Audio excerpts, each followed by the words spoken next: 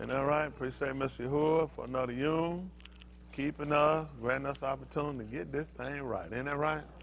Appreciate the word. Ain't that right? The ball. Ain't that right? Dawood declared, say he hid it in his law that he might not qatar against him. That's the goal. Make sure we don't do anything against him. And that's not without some work and labor now. That's why we had to go back through the book. Like he told us, seek ye out of the book of Yahuwah and read. Said no one of these will fail. That's our goal, to make sure that we stay minded. He crying because they're over, he crying because he got started. He said, showed out. He said, listen, he showed out. You have too, you show out too, ain't that right? Ain't that right? Shout like Yahusha. Ra the little children. You ready? All the children of the country. Oh, here you go. He back now. There you go. He like that, in it. All the kids like that. Huh? Oh, he stopping. Kids at home, they be cutting up. They have to stop and realize, get in front of the TV, just realize, time to hug myself. Ain't that right? Appreciate that. And I get these kids set up so one day they can carry it on forward. A couple of them, try to keep them around if I don't beat the brakes off of them. Ain't that right, Alex and Joseph? You don't never know when a beating occur. It can come out from anywhere, too.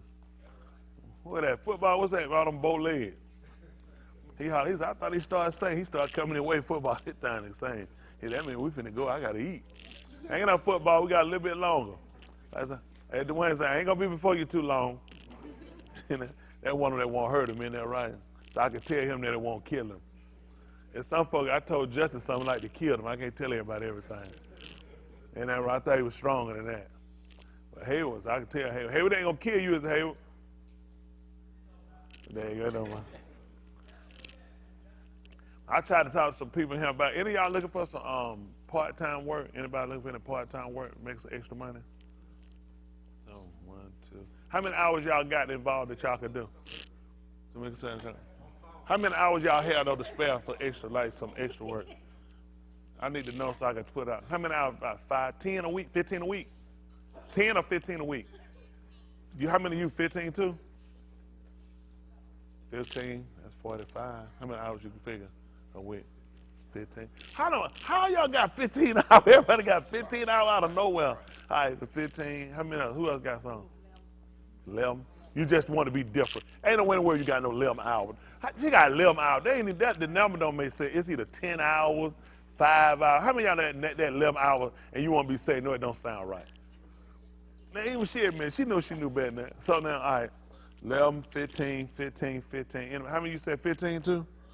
How many, anybody got some extra hours? It's solid, so you do it. It's like, go get through. How many hours you said? Karen, you say you had some hours? How many hours you say?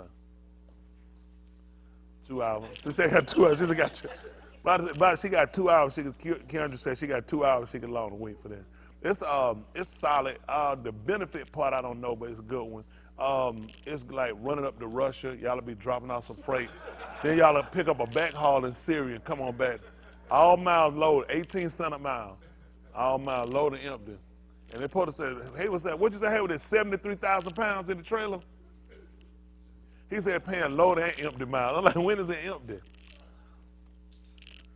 Yeah, we appreciate Hayward. So anybody want to just get with Hayward? Hayward didn't need to fill out an application? He said just show up. So if y'all put all y'all hours together, that's enough to get y'all to California. Oh no, y'all got to run through Canada. Then if y'all swim across, yeah, that'd be tight. Y'all could do it, because that's like 15, 30. That's what, 40-some hours, just like 30, 45 hours. Then several hours. That's another 50. Well, 60 hours right now. So y'all be up there in no time. And then just cut across the Syria. Anybody know, anybody got Google Maps so you can see like the cut across? Anybody can look at the miles, see what the miles is about straight from Russia to Syria. That way y'all see what y'all making, 18 cents a mile. Do the mile for, can you find out what the miles so they know they're getting paid? Go on. About 5,000 miles. That's 2 California trips. Russia to Syria about 5,000. Hold on for a minute. Where you get these miles from? That man said, Ryan, how many of y'all we just want to go with somewhere beside in his head? Yeah, let's just make sure. So we're going to look up the mile from Russia to Syria. Don't forget from here to Russia. How many miles? From here to Russia? No, that's the back haul. He got to do the back haul. So now how much they going to pay? What is it? They said they got like 10 tons on it. 10 tons of what? 10 times on. Oh, that's pretty big. Russia and Canada about the biggest land mass wise. Yeah, Canada pretty big. Yeah, cause Canada run. I mean, you got to figure, man. You hit over to Alaska, 37,000. Look at it. Do 18 cents a mile, so they know they're getting paid. Man, y'all just quit y'all job. Isn't that right? Yeah, that man said 5,000 miles. Man, you didn't know. I'm like, that's 2 California trips. They make how much? $600-700. Man, y'all straight. And they do that a week? Y'all, how many y'all $600-700 good money a week? That not good money a week? Think about it. So y'all figure y'all run out of here and run to Russia, get unloaded, you got to cut through Ukraine. Just be careful. Isn't that right? One of the bridges out. Go around. But then they paying all the miles. Then you cut back across and go to Syria and pick up. And then you just straight back here. So, how many miles is it from here to Syria? Because they got to go pick a back haul and then shoot straight back down here and get back for service. 30,000. Appreciate that echo. So you figuring they're going to make $600-700 going up. $600-750 going up. Now how much they going to make coming back? The back haul, I thought it was 7,000 miles less. But then Hayward, huh? Yeah, the Syria to Russia, 37,000 miles.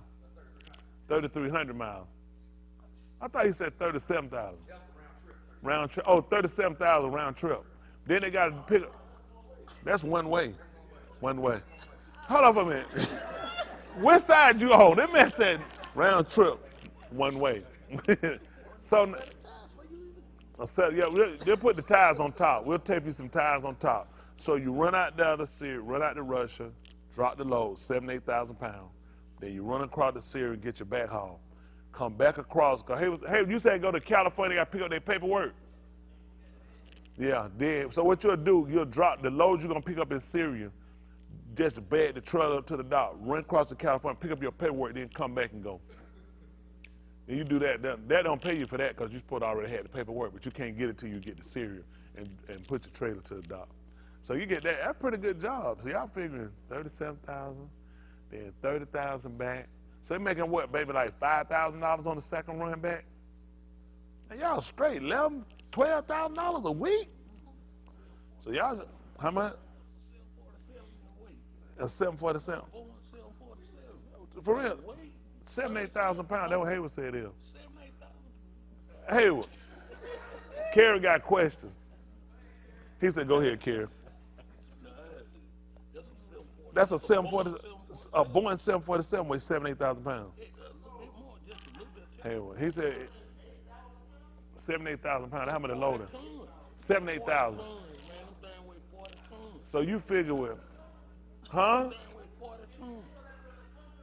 He said, can't you pull it with a ton? They put a space shuttle.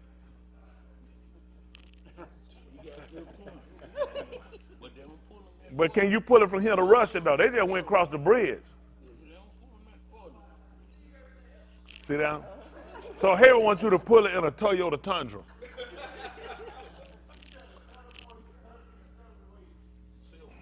$747. He said it weigh. And you said it weigh 40 tons, that's more. Easy. Yeah, if it's 40 tons, that's going to be 80,000 pounds. Because a ton is 2,000 pounds. So if it's 70 tons, that's 140,000. 40 tons, which is not if the employee going to have a nasty attitude like that. I'd rather pay.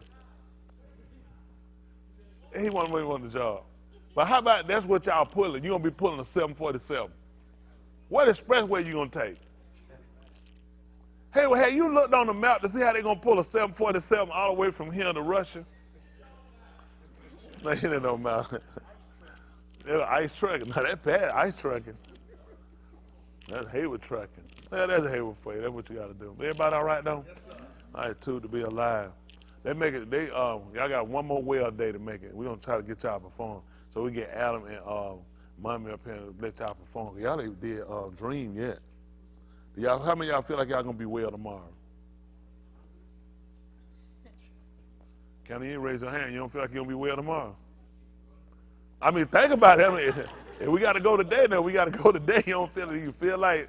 Do you feel a breakdown coming on or something? Just checking, or you just out there, just in advance. I got you. Adam, how you feel? You gonna be ready, Pookie? Yeah, we had to get him there, get him going in there, right? Well, y'all should see we putting it together. Had Pookie back there, he was going, boy.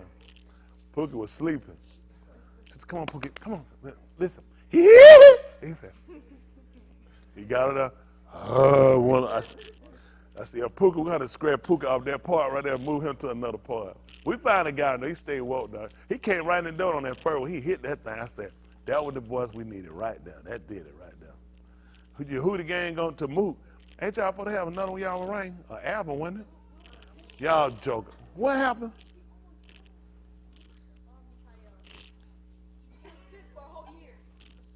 Oh, man, y'all not going to do that. Man, they say you've been sick for a whole year, man.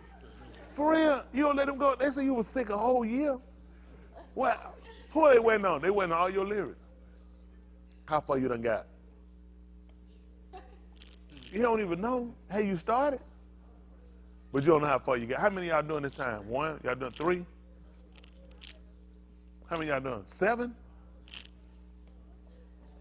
Y'all doing 7? You already wrote all year for 7. Almost. Well, y'all ain't waiting. You done wrote 7. 2. Other than the song we already got, Yeah. we already wrote 2. Y'all wrote 2 more. I don't know if you're talking about 7. Oh, you wrote 2. He said he got 2. So you ain't wrote the other 2 yet? Oh, you wrote 1? So it's ready. Y'all ready to record the 1 then. He said y'all done wrote 1. You done finished 1? Somebody who else didn't finish their part? They said somebody else didn't finish their part. You know who it is? Oh, it's somebody else y'all got in the group with y'all? Oh, y'all got somebody else who's singing it with y'all, but y'all gonna keep them anonymous right now, right? But they ain't right there yet. You do know where we know they at, right? They're for the record. Yeah, we waiting on some people too to get finished.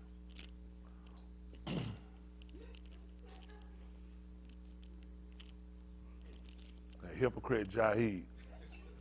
That man wanted to go he wanted to go home, Ryan. We had been on all night. He needed 2 words. Yeah, I'm just doing tomorrow. I said, stop. What? Tomorrow? 2 words? He said, yeah, I mean, my creativity stuff. I'll be better tomorrow. Nigga, you ain't leaving this room. You ain't got 2 words to put out your mouth. It don't work like that. You really had to go home and get some rest. I don't know. The man had to say 2 words like bye-bye. And the man said he needed to wait till the next day. Has anybody found a Jaheed? We're going to do difficult artists to work with. How many of y'all want to be saved? Jaheed. Look at all these folks. Jaheed, listen, this man was coming out, him and Bree, they'd be on the phone playing. You try to figure out. Both their phone beepers, they get it. What's all they playing about? Y'all ain't done no work. Oh, I'm going to be ready. Why you ain't ready now? Texting, doing something that ain't got no business. Jaheed. Yeah, you mind if I go out here and beat up on the kids in chest? Because they be running their mouth. Talking about why we recording? Don't you think you need to finish what you're doing before you go to my beating up some kids? Yeah, but they be talking a lot of junk. I'm like, I know who the problem is him. This man can't focus. He want to go here and fight kids. Who else in here is a difficult artist? Go ahead and tell them.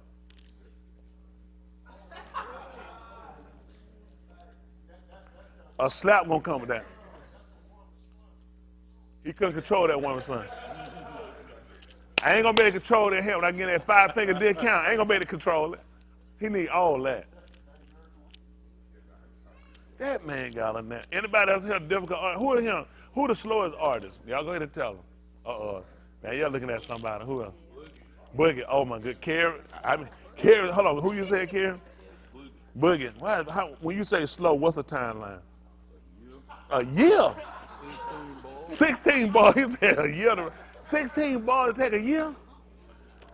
You know, here I see Boogie say, what happened? See, you know what I'm saying? I be having other stuff to have to do. A year? Go and tell him, Ryan, which one? Who done gave you the most trouble? Uh-oh. Child, he finna get called. He back there praying. Call that name. Who would you say the longest you had to wait on? Oh, that's what I'm talking about. Boom. How long it take you? If I gave you one right now, I said, this the beat right here. We're going to do this one. What'd you say? An average. Depends on the tempo. That's true. I want to say that right. He right. It depends how you feel it, what it's saying. Like, yeah, you can do that one. So who else take a long time? Val? No. I had thrown it out there. Somebody said what when you kick it up? What'd you say, Lenita? Val said she don't take long. 3 hours? That's serious. Who? So he said it don't take over 3 hours. He right. That's tight right there, 3 hours.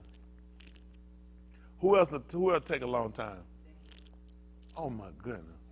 Oh, that's what I thought. Listen, come on, Slapper. You just called Danielle. She just called your name. Danielle don't take her long. Hold on. Oh my goodness, Danielle, somebody that kicked her. It's tight. I was with you. I heard the numbers. I said, hold on for a minute. How long it take if y'all had to give a time? 5 years. 5 years? I'm sorry. 4. Okay, this is gonna come.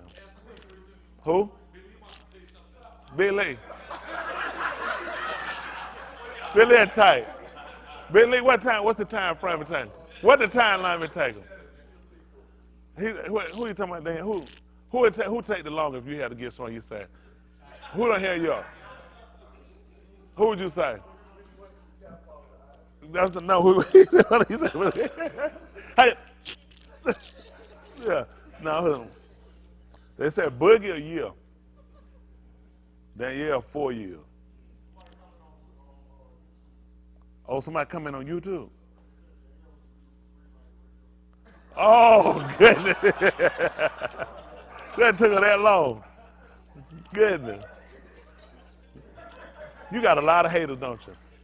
Who else we got? What about Ray? Ray Fast? Ray Fast, okay. Ray Fast, okay. Kennedy? No, I ain't taking, no, I'm just asking. No, I want to know, like, no, I'm just asking for a timeline. Like, no, you just trying to figure out who take timeline. I know Chanel, she write about 100 songs a day, so she'll go down. All she do is go find Erykah Badu beats. They like to find them beats where people be already talking and they're going, so they be like, yeah, that's, oh, yeah, yeah. But no, she write a lot, too, so I'm just trying to find out the speed of what they were doing. Cam write fast, don't he? He write out Dwight. He got to. He got that little mean streak in him. If I were that mean, I would write all the time, too. Cookie, yeah, Cookie right. When he'll get pissed off. That man told me he wasn't doing nothing else. I said, what? I look at that man. We were doing something one night. We was in there. I was like, we get that done. I said, someone come to me. I said, hold on. Don't sit down. I said, yeah. I look, he said,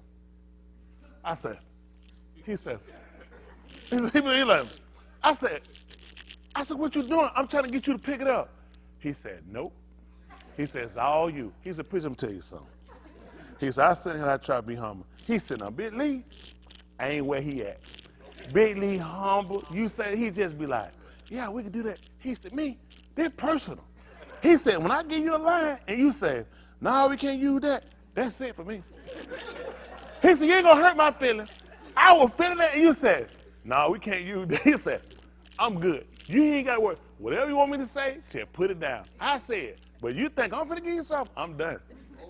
Oh, he got another one. Oh, since he made up one, that's your, so I'm gonna mix that thing, mix it like a smoothie. I said, stop. I said, mix it like a what? He said, like a smoothie. I said, we can't do that. I said, smooth is healthy. We can't use that. Fine. So he said, okay. He just started going back his phone. He said, I'm done. These guys, listen, they will cut you off. They're done. He said, I don't know how Big Lee do it. He humble. I said, I ain't there. He said, he just sit here. You'll say, well, he's like, okay. He said, I'm not there. He said, I ain't gonna lie. I just been watching. He said, oh, no, I ain't there. He said, I'm done. I'm just him. Whatever y'all want to say, just write it down. I ain't got nothing to say.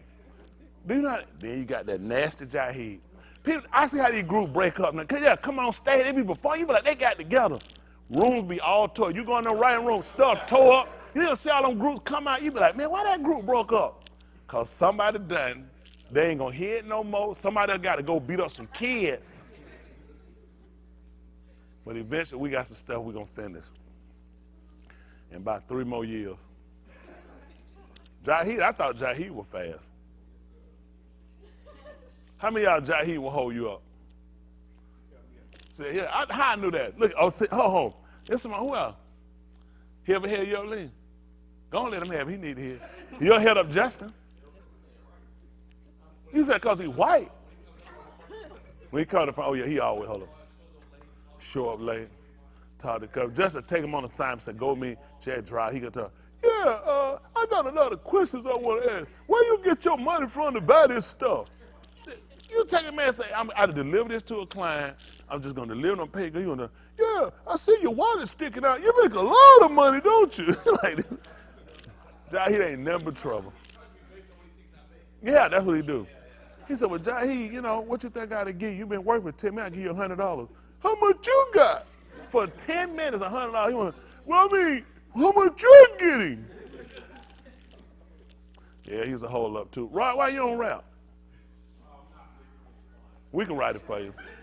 Don't worry, there's a lot of them not lyrical. They just don't know they're not lyrically inclined. We can help you. But see, he wasn't lyrically inclined, but he could say it though. And you already got that, like you got that beat, you got that. You just slow it down a little bit and bop it a little bit with it. Slow it. See, no, not fast. Do it. Like he'll be like, don't do it fast. Do it, slow it down one time. Do it. Oh yeah, that's it. That's it. Hold on, put the camera. Do it the fast way. No, I don't want to see. Just do it the fast way one time. So hold on. What's the fast way? all right. Let's slow it down one time. Let's slow it down. Tell me no to slow it down. Little more. Yeah. See, that don't say that is. Now when we put the lyrics and the beat together, you'll do this here. You'll say. Yeah, we'll write it. We got it. It's coming up. So how many of y'all want to see Rod do one? We don't do it right now. We're going to call it education. These damn kids don't know nothing. You know what I mean? Yeah, right, you'll do your hair like that. Yeah. No, they don't know nothing. We'll get it. It's coming up now. So we get Ryder. Ryder, you can do it too. Have you ever wanted to rap before? Let me something. You ain't never had no sandwich you put in no foil and no plastic. Have you ever done it before?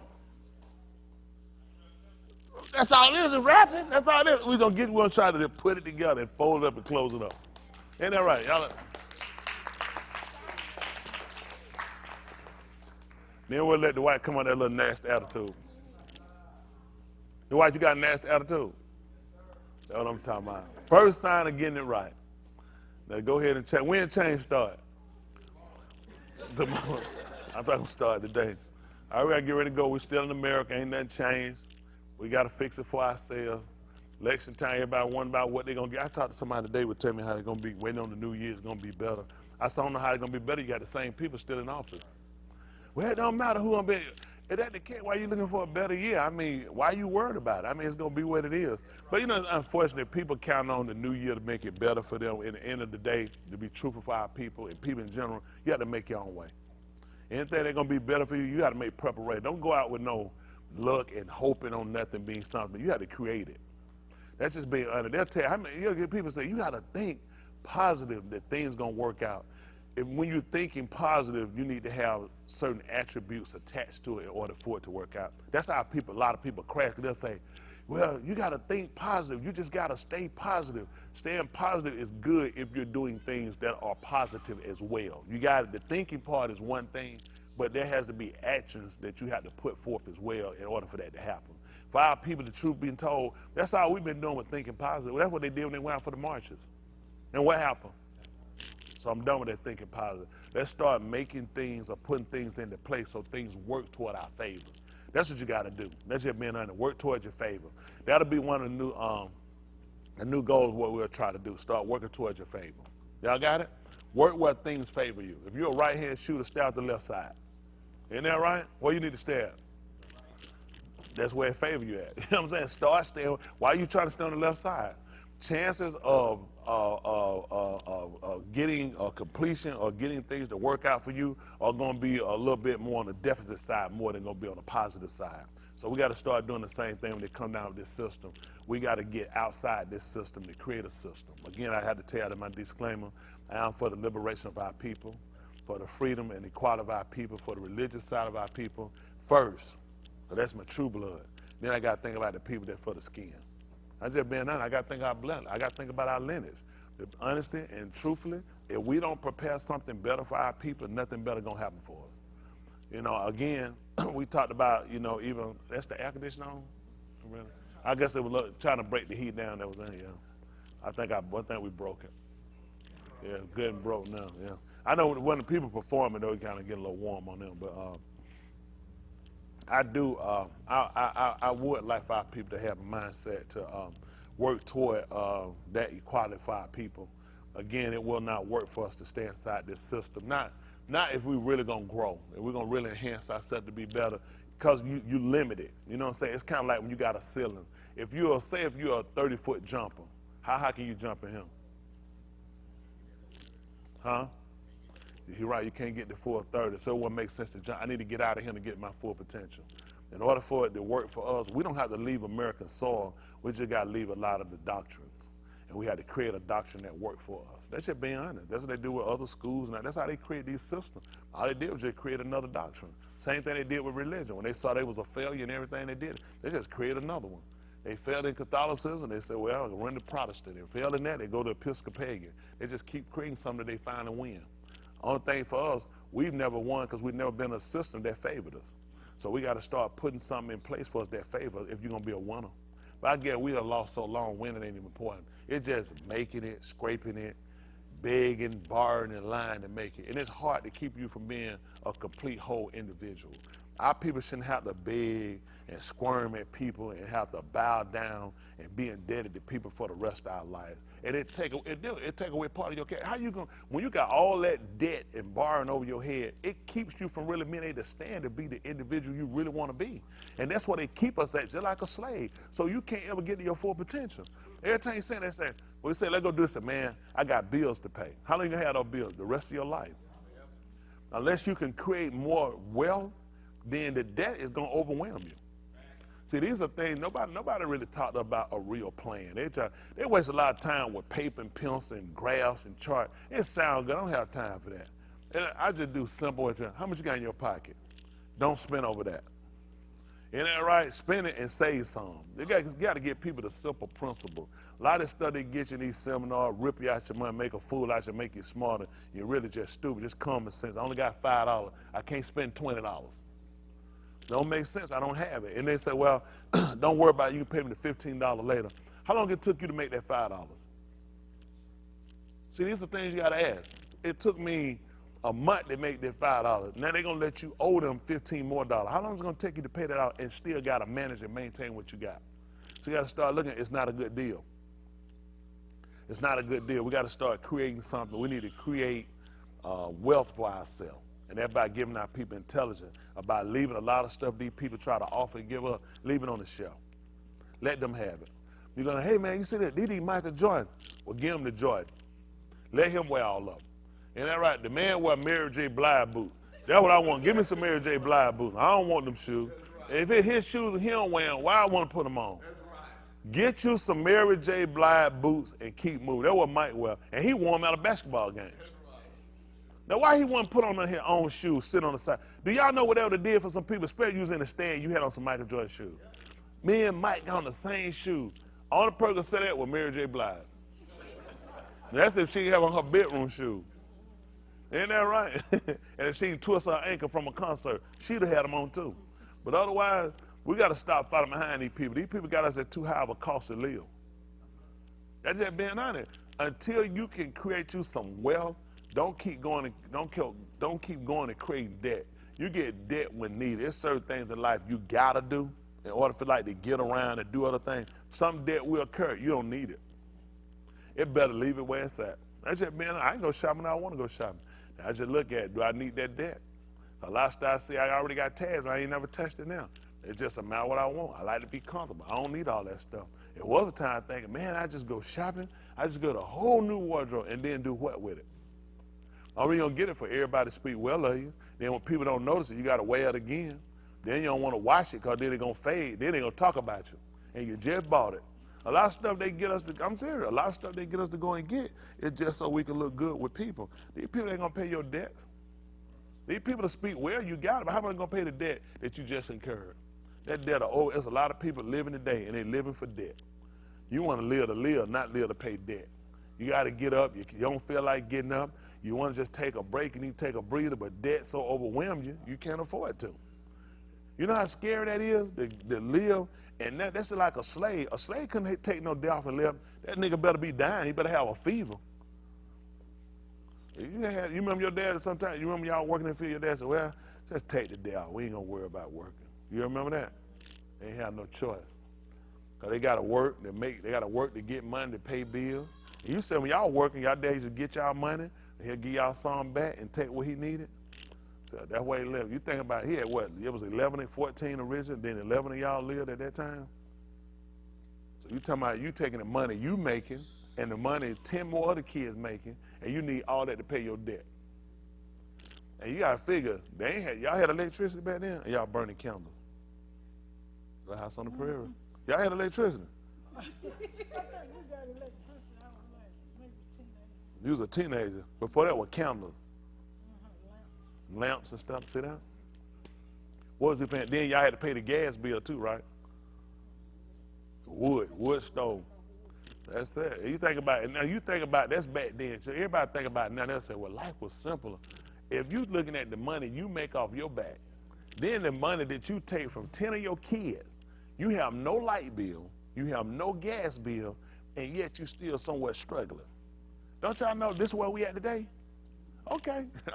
Y'all can look at you want to. I don't know what people thinking. It's the same way they know. It's called people want so much, and that's why people in debt. That's not necessarily the truth. What was their excuse? Your daddy wasn't no drunk. He wasn't no drug. Wasn't even cocaine wasn't invented before they knew back then. They didn't know about no cocaine. It's just that's how you keep the so-called Negro oppressed. And until you recognize that, and we start to change the dynamics of things, it's gonna keep crippling us. Her daddy couldn't afford to leave them nothing. Everything they had, he had to have for themselves. That's the same way they try to work for us. Parents can't afford to leave the kids nothing. The book said it's the third time I can't hear. He said, and the children are not to live for the parents, but the parents for the children. I tell my kids, they don't have to pay me no money, pay me nothing to try to worry about taking me. You got something, give it to my wife, then I'm gonna steal it from her. I'm a man of my word. I don't need nothing from my kids. Give it to your mama. I'm gonna steal it. I'm gonna walk straight up and take it. What you did to earn this? And please don't keep talking about them car wrecks you had way back then. All that key, I had kids. And thank you. So anyway, we got to try to create a different system. And I know I tell y'all somewhat the same thing, but I really try to get it where it kind of gets in y'all mind when you really consider it. We wind up working until we meet the point of death. Retirement is that's even a more scarier thing for the average of us, because just being honest with it, the average person, now they somewhat better because they got the 401k, so people put their money in 401k, but pretty much they keep you living in such a debt. Now, you know what, it's so easy to access that money. If you're buying a house and you got some unfortunate, don't you know they set it up where you can touch now because they want to make sure you don't have nothing. A lot of people 401k, they had to take them. Soon as COVID came, they told them, you know, you can go ahead and get your money at your 401k. They knew what they were doing. Everybody, they get it. The world gonna end. They create these phenomena to put you in debt. When you get debt on you, it's gonna put you in crisis. Listen, anytime you rhyme with the stress of if one more thing happens, that's a lot of pressure on a person. That's why a lot of they keep talking about people just like they losing it. Hell, look at what people are going through. Can you afford one thing to happen? And that's everything. A lot of y'all don't live like that, so you don't understand it. You done prayed out, you done gave out, I mean, you done did it all, you done served out, and then one thing just come and crash your whole life. That's why I tell people, man, you have to really be considerate about what you're doing. You need to consider we need a better plan. See, white people got all kind of agencies. They got all kind of organizations. They have the U.S. government. They have a lot of things at their disposal before they hit suicide. Typically, when we look at when a white person commits suicide, we look at really, it don't make sense to us. I mean, the people on the money look like you. You can walk in and hold a bill up and say, this me. This my daddy, my uncle, my auntie, even some man. All these people look like me. All them folks in that bank look like you. All them police officers look like you. All them government agents look like you. All those people in the Senate and in the Congress look like you. So when y'all commit suicide, it blows our mind. I told Justin him how to use his white. If I was white, man, I'd be opening up all these banks every morning. I open them up. I shade cut. I just walk straight away. They ain't gonna have no credit. They gonna say, he white, he going to, he must work him. Somebody stop me. I said, excuse me? Listen. Now I can't do it. Name tag on him, all the credentials, all the folk with me from the FDCI, DON, and they still gonna question me. White, walk in and shade and put on some glasses. Why don't you just get all the bags of money you want to walk out of there? That's it, man. I tell you, man, full potential. They understand their full potential. America made for them. And I tell y'all, I'm over it. I'm not jealous. I'm not upset with them. All I say is, won't you create something work for you? Y'all know I'm being honest. Like Stella said, man, why that nigga got that scar? Man, I want this scar. Why don't I just go and get my own scar? Quit, man, just do whatever you did to get that scar, and I do the same thing so I can go get me one. Now, we talk about how white people are entitled and fortunate and all these things that happen. It's because the system favors them. So it makes sense it should work out for them in a lot of aspects. Of course, you always got the numbers of them that don't, but for a majority, it's going to work for them. It worked for them. Why we want to create a system that works for us? I'm going to ask y'all another week. Why we want to do this?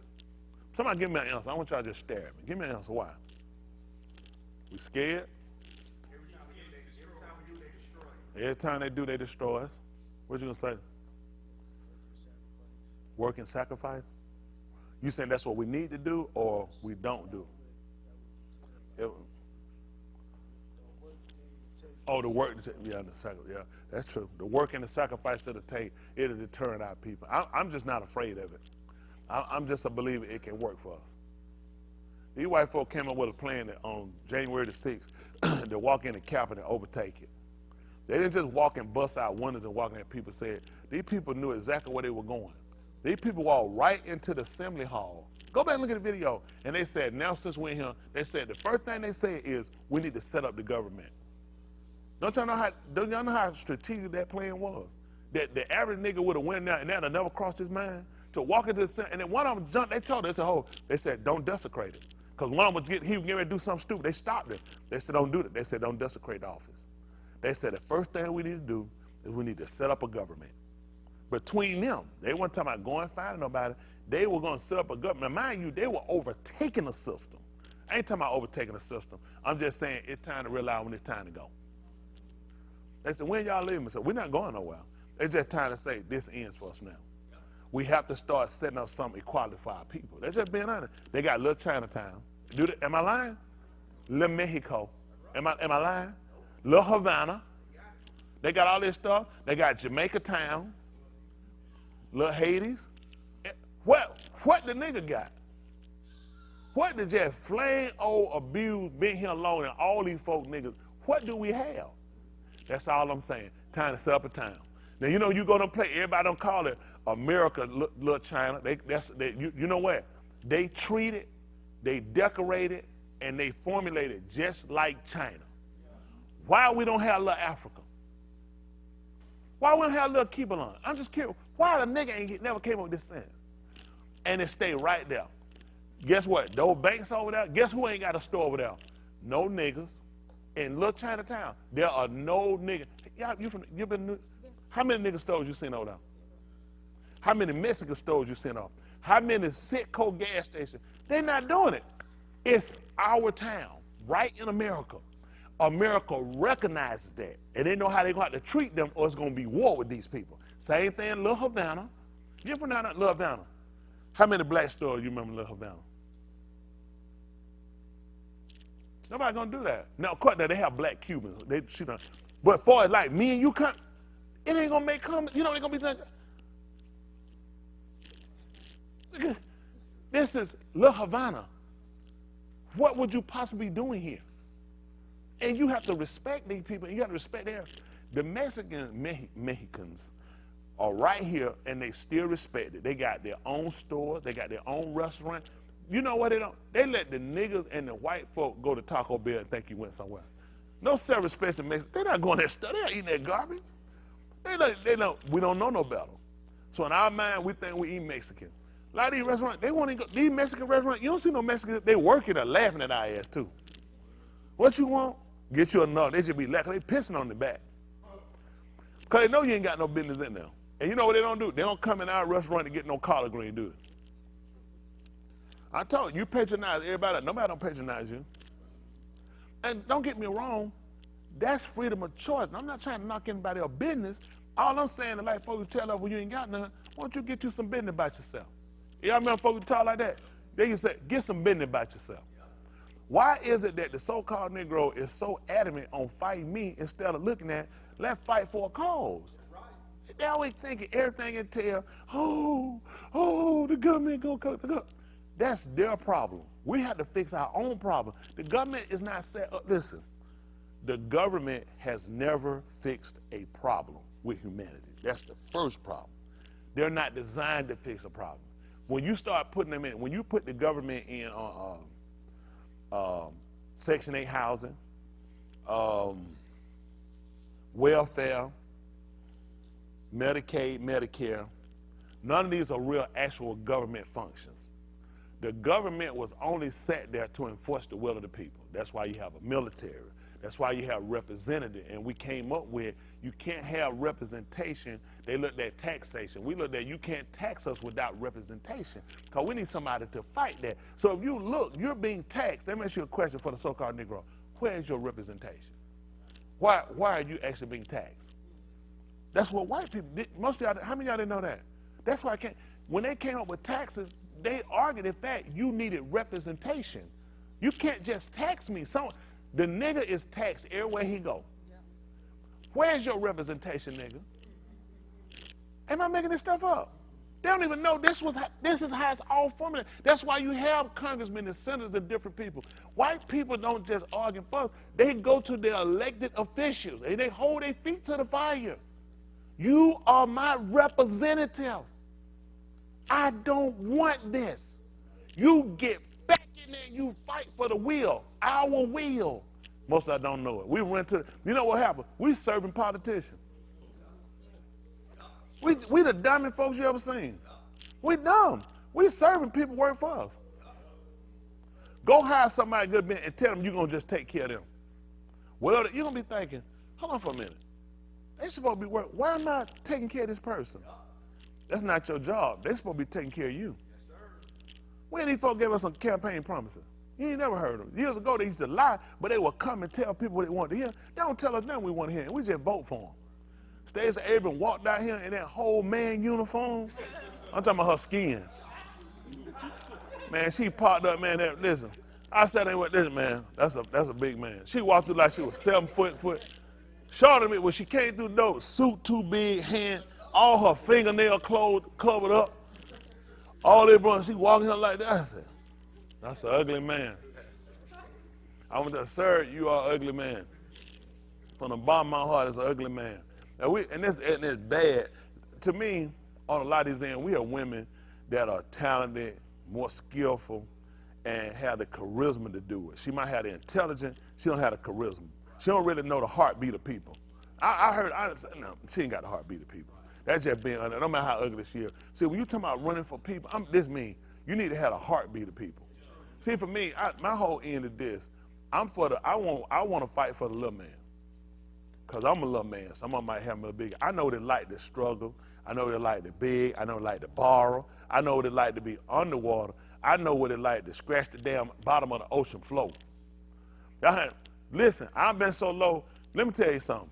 When you grab the ocean floor and you doing pull-ups, I'm talking about the deepest part, and you doing pull-up, muscle up. From the bottom of the ocean, you doing the number here. I know what it like, and I know what our people need.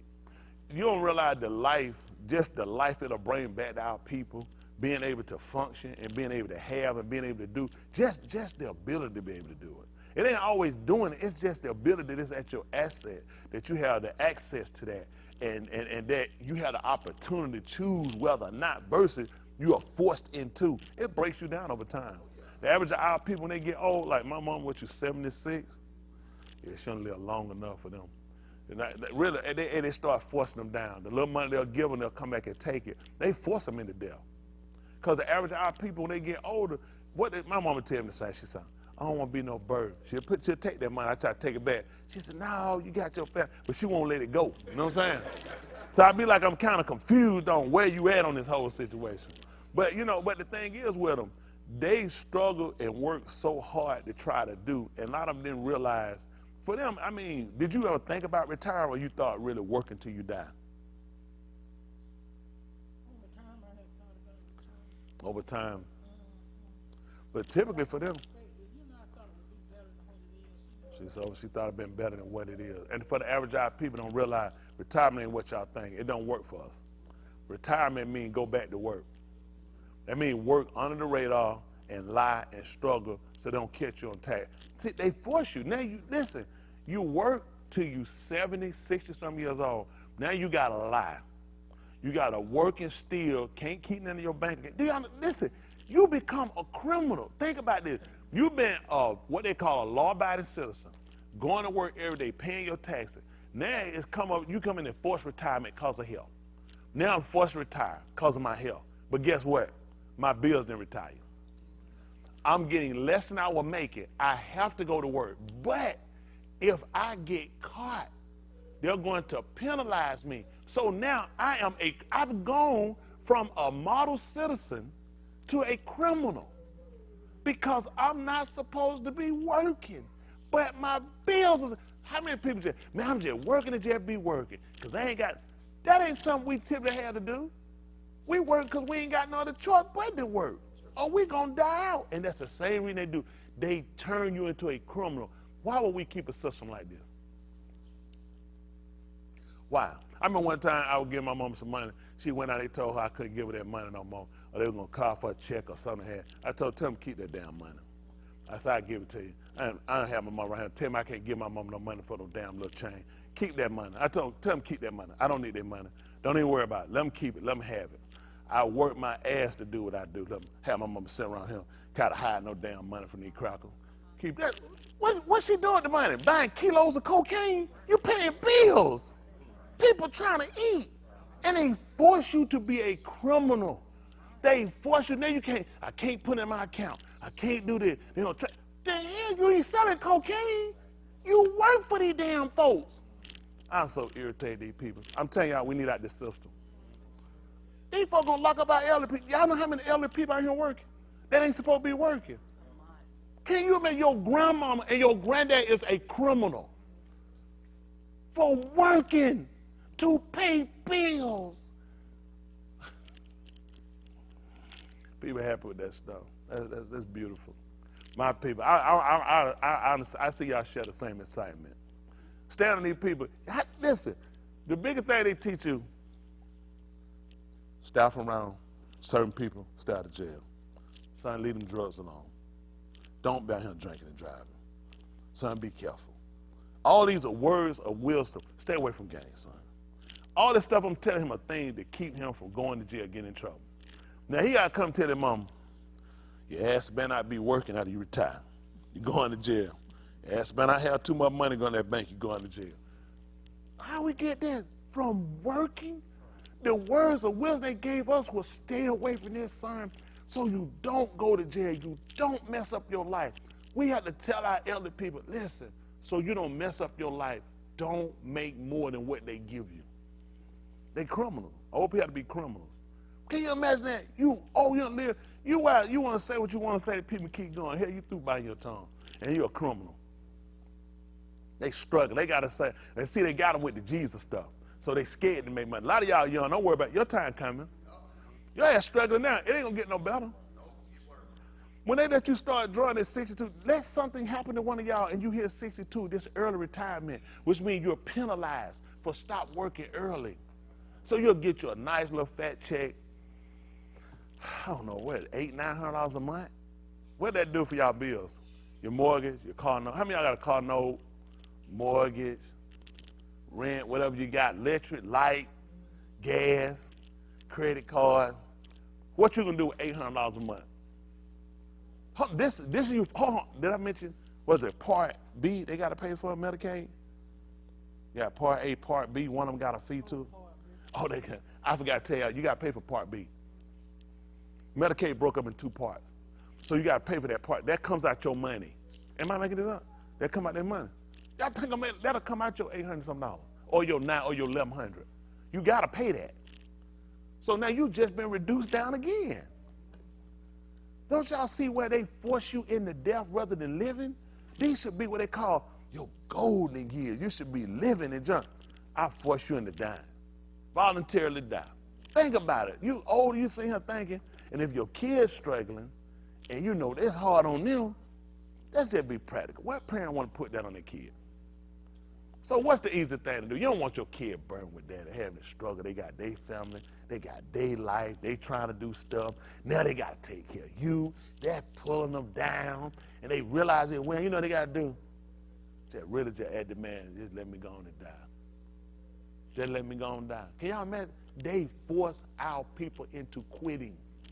They force our people into quitting. Okay, keep this system. Y'all be fine. Don't worry about it. Lord Jesus take care of you. Look, he's been doing a great job all these years. Hell, you ain't nothing but behind. You can never be ahead. It's bad. Why won't somebody talk to us about this? That don't scare y'all? That you can reach 60-something years old and you can move from what they call a law-abiding working citizen to now, if you, listen, how about this? If I go and say, my mom's birthday, any anniversary, whatever, just shit, feel good. $500 for my mama. She gonna need to report that. The government needs to know, because she's on a fixed income and she don't have no benefit. Where's she getting $500 from? She's selling drugs? That need to go on paper. If it don't go on paper, it can be criminal. Y'all love these people. That's what we do. Live long as you can. You been a drug dealer? You sold drugs? You used to rob or something? You was in a gang? How the hell you a criminal now? How you waited to get this old and you break them down now they criminals? They got a scrubber, sneak. Older people have to do this stuff dealing with these people. Do y'all understand their fear? Y'all young though, don't worry about it. Keep living. Y'all fine. Why you think I keep trying to tell y'all this, man? They don't raise it now. Oh, they can raise it. How much I can give you? They saying. I ain't got it. I ain't got it. Go ahead and give me the number. No, they ain't saying. I don't know what you're gonna come out with. No, I ain't going to get it from Jesus. Go ahead. If we getting over like 2,000. Over 2,000 a month. Then you have to let them know either if you come into some money. Or if you come into some money, they need to know. Or if you get over $2,000 a month, they let you know. Then they gonna check your bank account. They're gonna check your bank account. And if you got extra in there. And you got extra in there? What they do? Well, one time they sent me a letter and told me what I had, so I had to call them and tell them I wasn't through paying my bills. You hear that? They went out, cause listen, they checked her account one time and found out she had too much money in her account. And she had to show them that she wasn't through paying her bill. They need to know. What kind of shit is that? You went, listen, how much money could it be? She said, I ain't finna paying my bills. How you feel somebody own you? Damn, you got an extra $200 in your bill. You need to report the, she said, I ain't through paying my bill. Oh, can you, listen, there are eyes on your account. Can you imagine you've been working, you don't had your account, only your account's work if you money laundering, if something going on criminal with your account. What the hell you hit me for talking about some extra? What am I do with it? Almost strip club, I'm in my damn 70s. That's how these folks are. You know what? That's the life of a nigga. And you people, you young people, and you people sit here and y'all play with these people. And I try to tell y'all over and over, that's why we got to strategize and we got to mobilize. We got to tell them, we done. We done. Your mother, your father, can you imagine somebody tell you that? You got an extra $200 in your account. The federal government tell me, how much you got? How much in your damn account? Show me yours. look at, Don't link you over mine now. They don't sure have a problem to see my account. The only reason they do that if they giving you extra help. And they give you Like extra help. If they paying your premium for you. And they paying your premium. Pay my Part B. Pay your Part B. So that's how they don't Them. have a year come around. That's how they check and see what you. Okay, they pay your Part B. They want to know then what you done did for them. If they pay your Part B, they want to know what else you're doing. That's what you sell out for. If I pay your Part B, I need to be able to look at your account and just watch you, make sure you don't get nothing else extra. If you be getting something, you need to report it and let them know somebody gave it to you. Can you imagine that? Like you're a drug dealer. Man, people don't even realize, but see, because y'all young, so a lot of stuff y'all don't realize what our older people go through. It's a fear. You got the fear of dying. You got the fear of having to pay your bills. And then you got the fear of somebody watching your ass for every dime you got they feel like you shouldn't have. And how many people work to try to have extra? They say, hey, look at this. I need you dead. You cost me money. Because there was money I really hadn't planned on ever giving you back. They'll tell you, to get your full benefit, you need to start drawing when you're getting your 70. How many of y'all niggas gonna be living when you get your 70? That's why they force you to get it later. They force you to get it later so you should get less. Most of them say, I ain't gonna touch mine. I'm gonna tell mine. Listen, I draw mine the damn day. I take it the day you get it to them. Let me get it today. I can't count on you to do nothing. Let me get it. Isn't that right? If I can't work, ain't necessarily I can't rob. I'm gonna get an old ass mask and start robbing young ass folk. Now what you doing? I said I'm robbing in the name of old people. Isn't that right? I ain't gonna rob none of them folk with their pants hanging down. I said, now run and catch me. I be moving that fat ass, never will catch them. Like, come back here, pop. Little ass pants spinning around in the spot. So let me start hearing this. What did it do? Y'all talk. How does it make y'all feel? Is this the people that you want to entrust your future with? If you have, I'm curious, how much money was it extra by chance? I'm just curious. Do you remember the number? In the bank. 300. Now hear that. Multi-millionaire. $300. For the government me to know what she doing with $300. What did they tell you? What did they tell you about these people? $300. And they need to shake you down. You see that? You give up your security with these people. You give up your privacy. You give up your humanity. You give up your dignity. And then say, get you with that Jesus shit. Say, Jesus watch you, and we don't see you. If it's something that's more than what it's supposed to be, Jesus see you. And Jesus gonna come get you. So they make it now and scare hell out you. Now you got to run that again. Why Jesus don't see what he got in his account? Why Jesus didn't see when he gave that, this one I don't get. Where was Jesus when smallpox been put in an Indian blanket? Well, Jesus didn't see when they did the Tuskegee experiment? How he see everything you do, he don't see nothing they do. Why he see the poison water in North Carolina, County June, in Mississippi, in Detroit, in Flint, Michigan? Why didn't Jesus see this? See, all the fears that they use in religion, they put it on you. Because it don't make sense. Why he don't have that fear? Because he knows it's a lie. It ain't because he don't know truth. He know that particular statement is a lie. There is no Jesus. There's no devil, and there's no hell. These are all figments of his imagination that he gave you. We don't have any writings for it. That's just what he taught you. It's Satan. It's Sheol. But he gave you something different, and he knew eventually you'll discover that there's no named devil other than what they made up, Diabolos. Don't exist. There is no hell. They made up from the Greek Hellenese. And he knew you'll find out. And you know he knew? When you find out that there was no Jesus, because they made that up and there was no hell. And when you find these things out, he knew that you would turn around. You say, you know what? You could do what you want to do. You can't do what you want to do. That was another trick he got. That was for the smart nigga. I had some of them here, that's what they did. They found out wasn't no hell in them, because hell is a name they made up from the Hellenese, from the Greek. So that just made them think it was no place of punishment. There is a place of punishment. There's no devil. They can show you in the Bible here, they took the name devil don't exist. That's what they made up. This is all from the Greeks. But there's a Satan. So they gave you the wrong name. They knew you wouldn't be smart enough to figure it out. You would run off the fact there's no devil, there's no hell. Then that means ain't no sin. You can do what you want to do. See, he got you two ways. Gave you the wrong religion, then he taught you something You know what I'm saying? To throw you off, to figure for the smart nigga who gonna figure out, man, ain't no such thing, man, you ain't no hell, man, ain't no devil. Yeah, I know, and you been one your whole life. That's how they get you. See, this system is predicated on, as soon as you find out information, they always backdoor you with something else. They'll never let you get away. You can go find truth. There's about 30 other ways that'll come along and that'll argue against it. So he keep you thrown off every time. And because he's the one in charge of all of the rights and information, he the only one got the truth. Yes, sir. That's how he mess up. Listen, think about it. What word y'all have that's offensive? Give me an offensive word. Poor? I mean, I don't know anything. Kite. What is kite? For Jewish people. Who created it? Yeah, that is a kite. It means something different than that. I don't think it's spelled K-I-T. I think it's spelled a different. I know it's spelled. I've seen, I heard it. But that's for Jewish people. That's their own headache. I mean, just anything. Just give me another offensive word. I mean, I don't necessarily, but I mean, it's not a bad word. This is what they teach on a lot of things. But that's the problem we got. Any word that you use, it comes from him. So that's the problem you got. He can have it in a good or a bad way.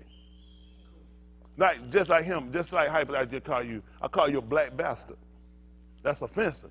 But then say something work out for you. I call you, look at you, lucky bastard. See, that's a difference. That's not as offensive. So he knows how to play you. But the bastard word probably bad. The black bastard is bad, but the lucky bastard is good. See how it is? That's it. That's how he gets you every time. Every word you have, it comes from your oppressor. Which means it's at his leisure. He created the word. He created the definition. So you start thinking all these words you're speaking are the words of your creator. That's why we go back to our language. So we can look at what words were actually used and how were they used. Y'all got what I'm saying? You need to know that, because now when you start looking at his words and you start trying to say what things mean, it's going to be a difference here. Y'all got it? And he told her that you put a difference between the clean and the Sadak and the Rosha, which they call it the holy, whatever they call it. They call it holy and unholy. We don't have anything to do with that. But anyway, when we look at what they told us holy was, for us, all we knew was kudash. Kudash means separate. That's what it means. You separate something when it's good. You separate something when it's bad. Give me something you separate when it's good. Clothes, good answer. Give me something you separate when it's bad. Fruit, people. When you put them in jail, you incarcerate people. That's kudash. See, our words mean something. It means separate. So when he told us to come out and be kudash, so you'll know the difference. He said, because I'm kudash. So what that mean? He a criminal? Huh?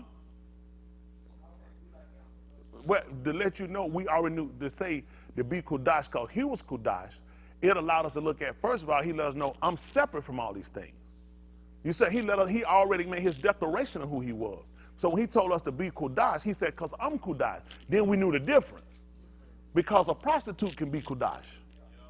See, there are a lot of things can be done, so we have to learn how things are used so we understand the verb, we understand the communication, then we understand what we're supposed to do. The reason why we get hung up, because a lot of times you keep dealing with English words, and a lot of times they have another tie. See, when our language first started out, you wouldn't have all these filler words. Everything's direct. Kennedy, would you like some water? Water you want? And all that. I ain't got time down there. Mr. Kennedy. If it's not a bother, I want to know what you like it. See, a lot of those words are fillers. That's why the book told her he shall speak a Marshall Lee, where they'll call it prophet. That means it's just short, concise. See, all that was before. See, guess what? When you find these folk with all them words, full of shit. Think about this. Why did he told her that he told her he was going to speak with us in a Marshall Lee? So when we heard people came with a whole bunch of verbiage, we knew to watch you weren't him. Because everything was concise. It's just right to the point. And people are like, you mean too direct. Well, that's how he's supposed to. He said, I speak to these people in the Marshall Lee. Everything he want to go tell. He ain't got time for all that. Go tell them. Just be direct, straight down the middle with them so they'll know. So when they had another Elohim, which are other mighty ones, and he let you know, you can call them that. He said, but I can show you the difference between me and them. Tell them to do any of the acts that I've done. They couldn't. He said, that's the difference between me and them. Because then he let you know. Think about this. Shaul said this statement, for what I do, that I will do, that I might cut off occasion from them, which desire to be found even as we are. For such are false, they said false shalachims. That means sent one. Apostles are their word. We don't know what apostle is. All it could be, all they just made something like that. Apostle is somebody was taught by Jesus. This is all just foolishness. A shalachim is the word. It means a sent one. He sent, because the book told you these 12, he sent forth. That's what he did. He taught everybody, people that were with him, he taught them. That means everybody with him was an apostle. Well, see, people just stupid. How did he teach a multitude and all the multitude ain't apostles? By their definition. Because they're dumb. They recite what white people teach them and they can't think. They are sent one. That's what they shalakim. He never sent them. That's why I told you these 12, Yahushua sent forth. That's it. He sent them forth. That's the difference. So it's important to understand the language so you can differentiate. Because the way they teach it, an apostle is somebody that was taught by him or he revealed it to them. And then they say, no. Now all these preachers around here, everybody an apostle. But the reason why he told you for such a false shalakim, because what you going to judge them by? How about a true one? So that's why he let you know, you can call him an Elohim, but you're going to see who the real one is. That's it. The only way to have a false one, you got to have a real one. Right. How you going to say Jesus false unless you got something true? Hello? That's the difference. So we need them. He said, go ahead and call it. Just know the difference. What's true and what's false. Hello? You took tests and had true and false, don't it? And you put which one it is in it. That's how you don't know. And only you know what the truth or what's false because you know what the truth is. Hello? Okay. Ooh, guess I'm throwing y'all. So when does this voyage start? Because I've been calling for 1 million plus of our men. Our men. We need all men on board. We need to go up here. We need to make a statement. We need to make a pilgrimage. We need to make a stand. Man, our women will be so proud of us. Our kids will be so proud of us. We'll be proud of us. Our old men will be proud of us. All the ones that they'll come and say, you know what? We should have had the mind they had. That we should have took a stance and said, enough is enough. We're done. We're speaking on behalf of all our people. We're done. We're checking out. We're out of this system. Y'all got it. We're done. We're going to establish our own police, our own military. We're going to establish our own government, our own court. You got to prime our people, bring and let us get them. We need to try, just like they do, they go expedite people from other countries for them. We need to get them over here. We need to see it. We need to make sure they try. We can still let you be tried out, but we're going to have to be there and make sure it's done right. And we need just as much power they got. We're not at no observers either. And we here to make sure everything be done decently and right. Y'all saw I don't know if y'all listened to the show last night where they showed the white officer that came up and she finally admitted they lied about the Breonna Taylor thing. They made the name up. They went to a judge that they knew don't read, don't pay attention to who signed off on that whole thing. I mean, it just hurtful. It hurt me. Just sit here, pretty white face, pretty white woman face. You look at, she looked just honest and fair. She admitted, she said the whole thing was made up. The other officer threatened her. All of them threatened her. She here shot from outside the door in the parking lot. And he went out, boom, boom, and riddled her naked body in her bed and told us she was a drug dealer. She was a drug cartel. She was responsible for people dying. How many times we done heard these lies? Now I got to look and say, you know what? I heard that story before. Yes, sir. That's what hurt you. How many of our people have been shot down, riddled down in their homes, in the street, in their car, because you gave us false information and we stood with you. Because we said, why would you lie? Kathy Johnson, right here in Vinings, Atlanta police shot her up over 100 bullets in her house. Shot 96 years old. And them people had the nerve to show us a picture of her with a hat turned to the side and said she was a drug dealer, dealing drugs. Now how grandkids will do. Come here, Grandma, get a picture, put a hat. Grandma, we're going to make, and listen, just the fact they found that picture to show, you know, I saw that, I said, old ass guy wasn't coming to her. You here dealing drugs and the police busted? I did. I ain't feel no sorry for her. You 96, you out here dealing drugs, and they done bust your ass now you wind up getting shot because you shooting back. 100, can you imagine you sleep 100 rounds? How long y'all think this sounded? This probably sounded like we're going for days. In the bed sleep, 96 years old, these dirty bastards riddle your house with 100 bullets. Then when they got inside, they took a gun and shot themselves in the leg and say, when we came in, she got 3 shots and hit her. I said, shit, I hire her. 96 years old, you can get straight up from your bed and you can shoot 3 officers? Shit, I gotta hire her all day. I need her on my team. You talking about from a dead sleep? First of all, you a nigga, you got a fart. You slob, all your jaw locked up from slob. And your eye got some of that damn matter in here. No, you was shooting blind. Then he about to say here, and then they got to move and leave their job. I know the officer with them. He quit. A couple of them in line, they quit. They quit, went to model. They were pissed. But they couldn't say nothing because they know that's a hit squad. They'll lose their life. Oh, yeah. A couple of them quit. They went work for model. They were pissed. They couldn't believe it. But they already knew the deal there, though. They opened their mouth. They already know where they're going. To the grave. That's the good old boy system. You know what bad? That you comfortable with shooting up your own people. Anybody. But damn, a 90-something. But then, this the second one they had done. Because they had a 70-something-year-old lady. See, they were running these people. Then you got to ask yourself, so who y'all working for? The reason y'all going here. The other lady was 70-something years old, and they kicked her door in. Let me see, who could you possibly be working for but some real estate development company that's in with the police department and the mayor? Because it make no damn sense for the police to be breaking in for a house. 70-something years old now. Because they knew the Vine was finna come up, run them out of here. Vine said they already knew. Can y'all imagine if that was your mother, your grandmother? Then what bad? They floated that story right. They couldn't use she was a drug dealer.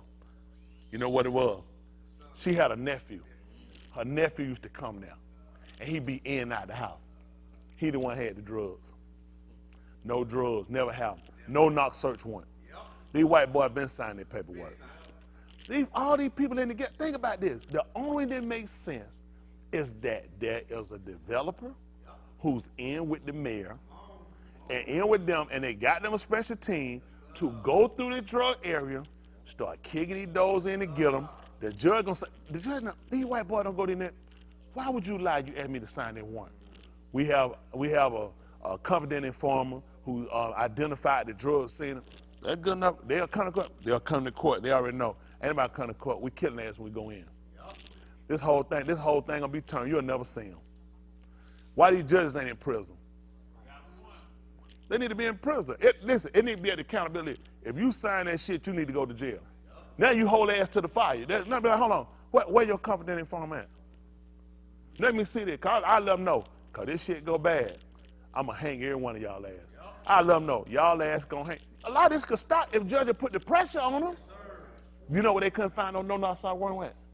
Couldn't find none in Sandy Springs. Couldn't find them in Alpharetta, but they couldn't find them. You know, this is why you need out the system. Can you imagine this? That because you're black and you live in what they call a low-income area, that these judges will sign a paper not having seen it on there that say, don't even knock. Take the doors off the hinges. Your only knock is, boom, police come in. Roll it. People reaction gonna be what? Why would my door be coming off the hinges?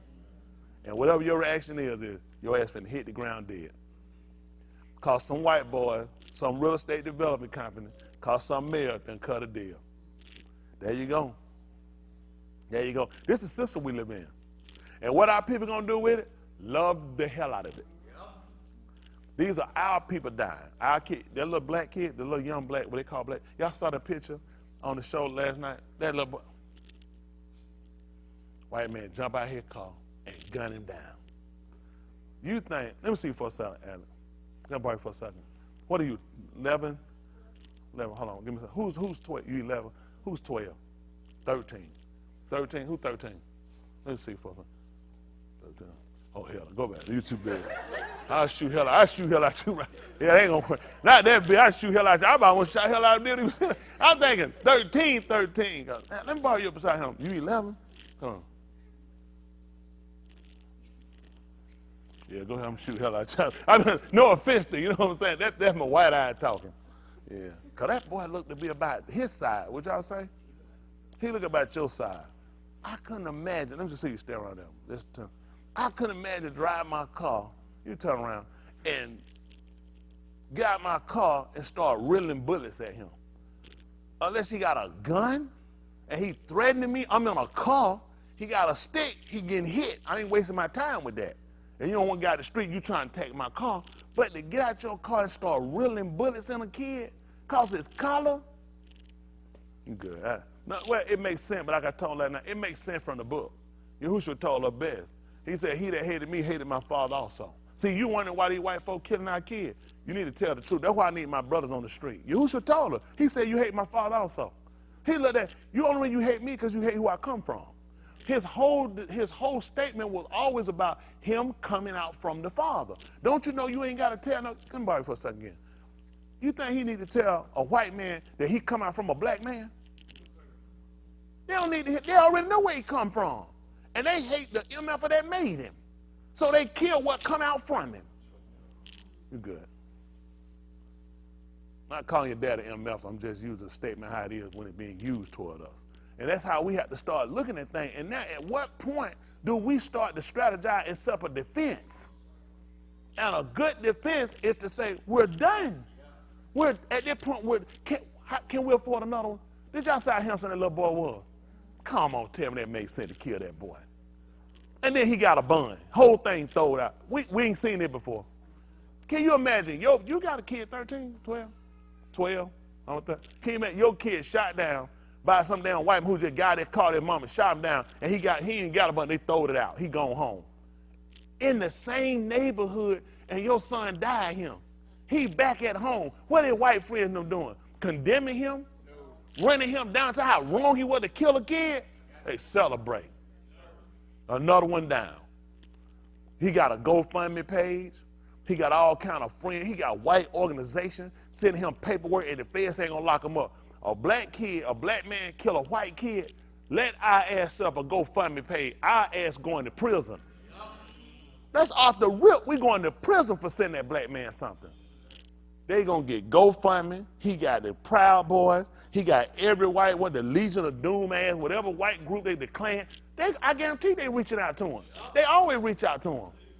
When Dayton Ruth went there and shot them people up in that church, GoFundMe. They number hit 100,000s quick, letting you know how many more of them is it. That's what they keep trying to tell y'all. We funding them to do this. We let our white brother, counterpart, and sister know that when you kill a nigga, we got your back. When you go to court, the prosecutor white, the judge white. And even if you got a black judge, black prosecutor, the system's still white. That white system gonna find a way, a loophole to get them out. All I'm saying is, why are we still playing with it? Can we not come up with somebody give me something better so I can quit saying the same stuff? Somebody just tell me something different. Give me some help. Help me outside. And I ain't even true. I stopped doing the vain truth. If you got a better, logical explanation, a solution for our people, I'd be a fool not to take it. Somebody give it to me. Stay and do what? Fix what? Change what? Somebody just help me out.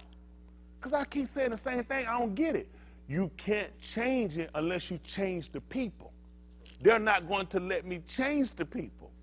So it doesn't make sense to keep fighting a system that was never designed for me. I know we're going to say, you're doing well. I ain't going to lie. I ain't hurting today.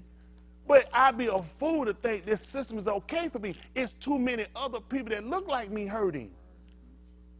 I'm just one out of percentile. How many people that are struggling, that's down, that's hurt, that can't get ahead? Because I slipped through the cracks on them. I know they say, you savvy, not savvy, slipped through the cracks. The white man know he can't kill every one of us. That's like he knew he couldn't kill every one of them slaves. That's stupid. No more he could kill every one of them on that boat. That's stupid. Your profit margin gonna mess up. They need a certain amount of us to work, to create, to help the system to work. Hello?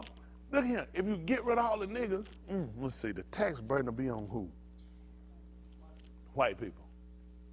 So make no mistake, they need some of us. They need some of us in a higher income bracket. Take the tax break, take the tax debt off of white people. See, people don't know how it works. You divide the debt among the people. So if I lose too many people, that means the lesser of the people get more of the tax debt. You're not here and they keep you because they like you. I need people to help spread the debt, not the wealth. Okay. Right.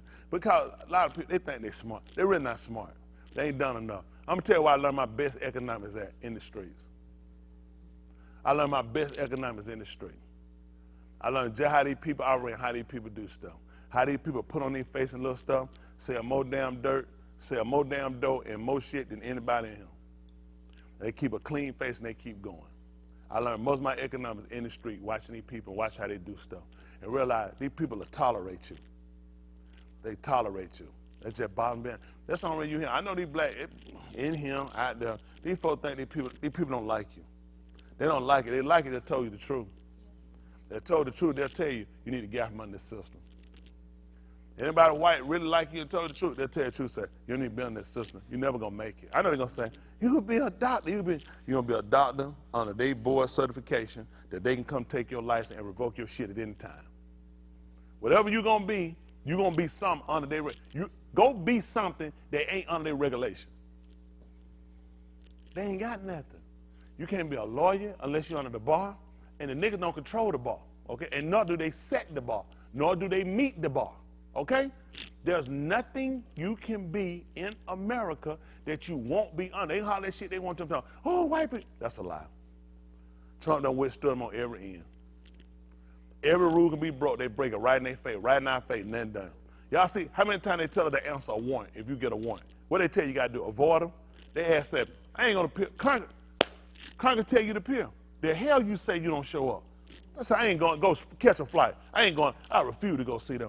Go get you a warrant from the court and your ass holler and see how many folks come pick you up.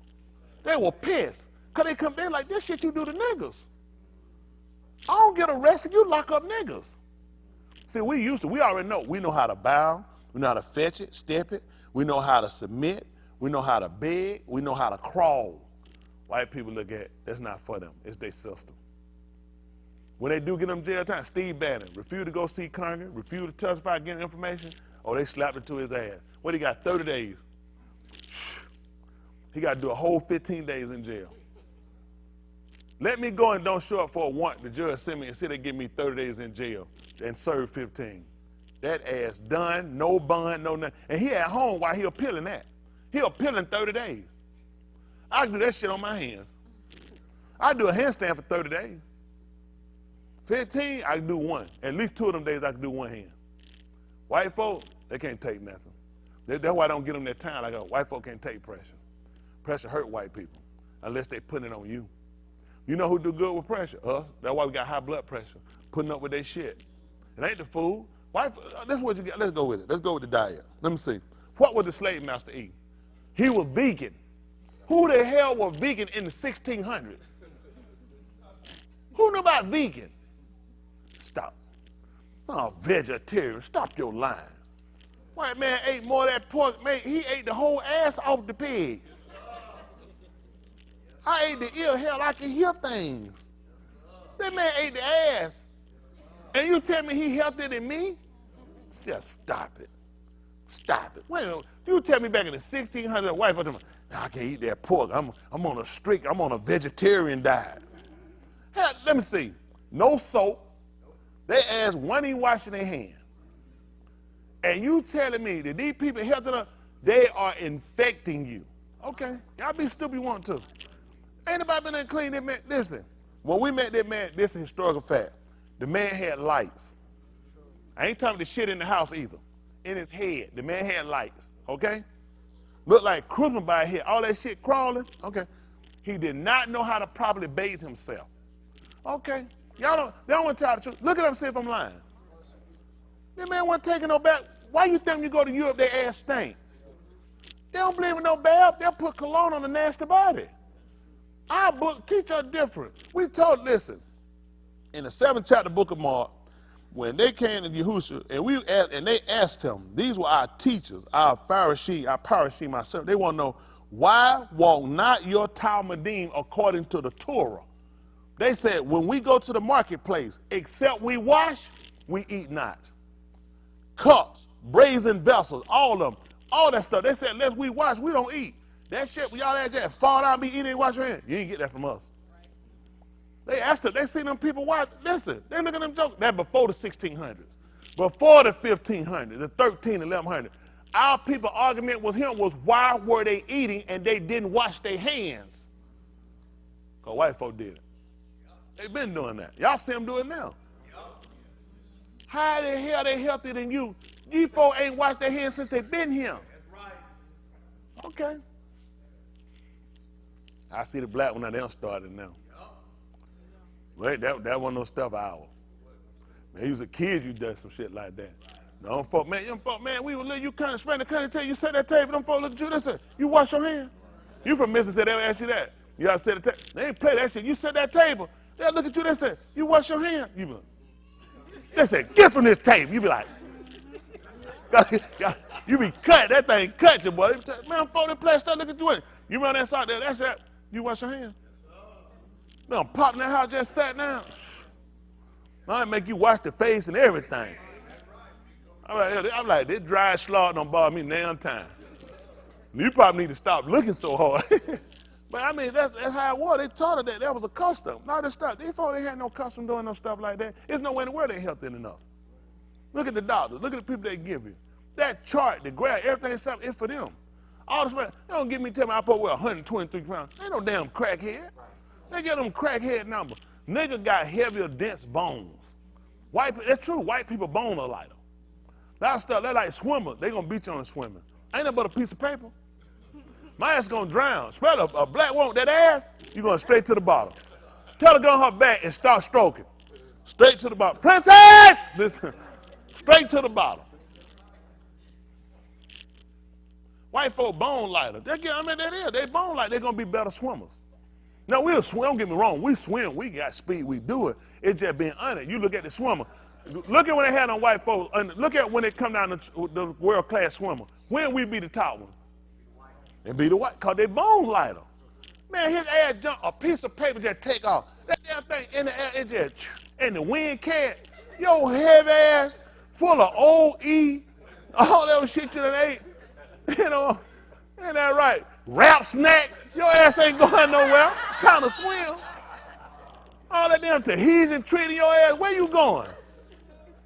Oh, goddamn well you ain't going nowhere. Oh, crooked ass toenail, you swimming away, one toenail that way, the other one back here. Oh, good well you ain't no swimmer. Ain't that right? Little shit you do that, my cousin, they couldn't swim. They had to come here, they said, outside, let's go to swim. They duck their head and want to start walking, do this shit right here. I got one time, look at that. What, you ain't swimming? They'll put their head in water and just walk, just do like this here. That's all, the niggas ain't, we're not swimming like that. We do good. Don't get me wrong. We can do some stuff. You got to be one of them island niggas. They're going to be light enough. One thing I gave us, the collard green shit they get him, all that stuff ain't never ankle weight. Cornbread. You go in the Middle East where we from, all our bread was flat. We ain't never eat no yeast bread. All the bread you want in the Middle East, that bread don't have that yeast. All that yeast and them fat ass oxtails up. And some of them swallow them bone. There ain't nothing wrong with oxtail when you swallow the bone, them little ones. We just get heavy and heavy. So that's why we got to create something for us and for these young people so they got a chance. Y'all young people with me, don't y'all want a fair chance? Yes, sir. Hold on, stop for a second. One of my young people getting out of line. Did you say something, sir? So listen, y'all young people, y'all young, your mind's still spongy where you can learn and get it. Learn what you can learn, but watch. When they give you things, always research and go around and look. They're going to count it wrong because it's something they don't want. The truth. That's why they're great. Anytime you tell them the truth about themselves, they're going to tell you we don't acknowledge it. That's what they do. They create a system where white people are never bad. Okay, they do that. We know they're bad white people. Am I correct? Yeah. What do they have that you can prove that they show in America to prove they're bad? That supports what your statement. What do they have in America that you can pull that America has to verify, to validate that white people are bad?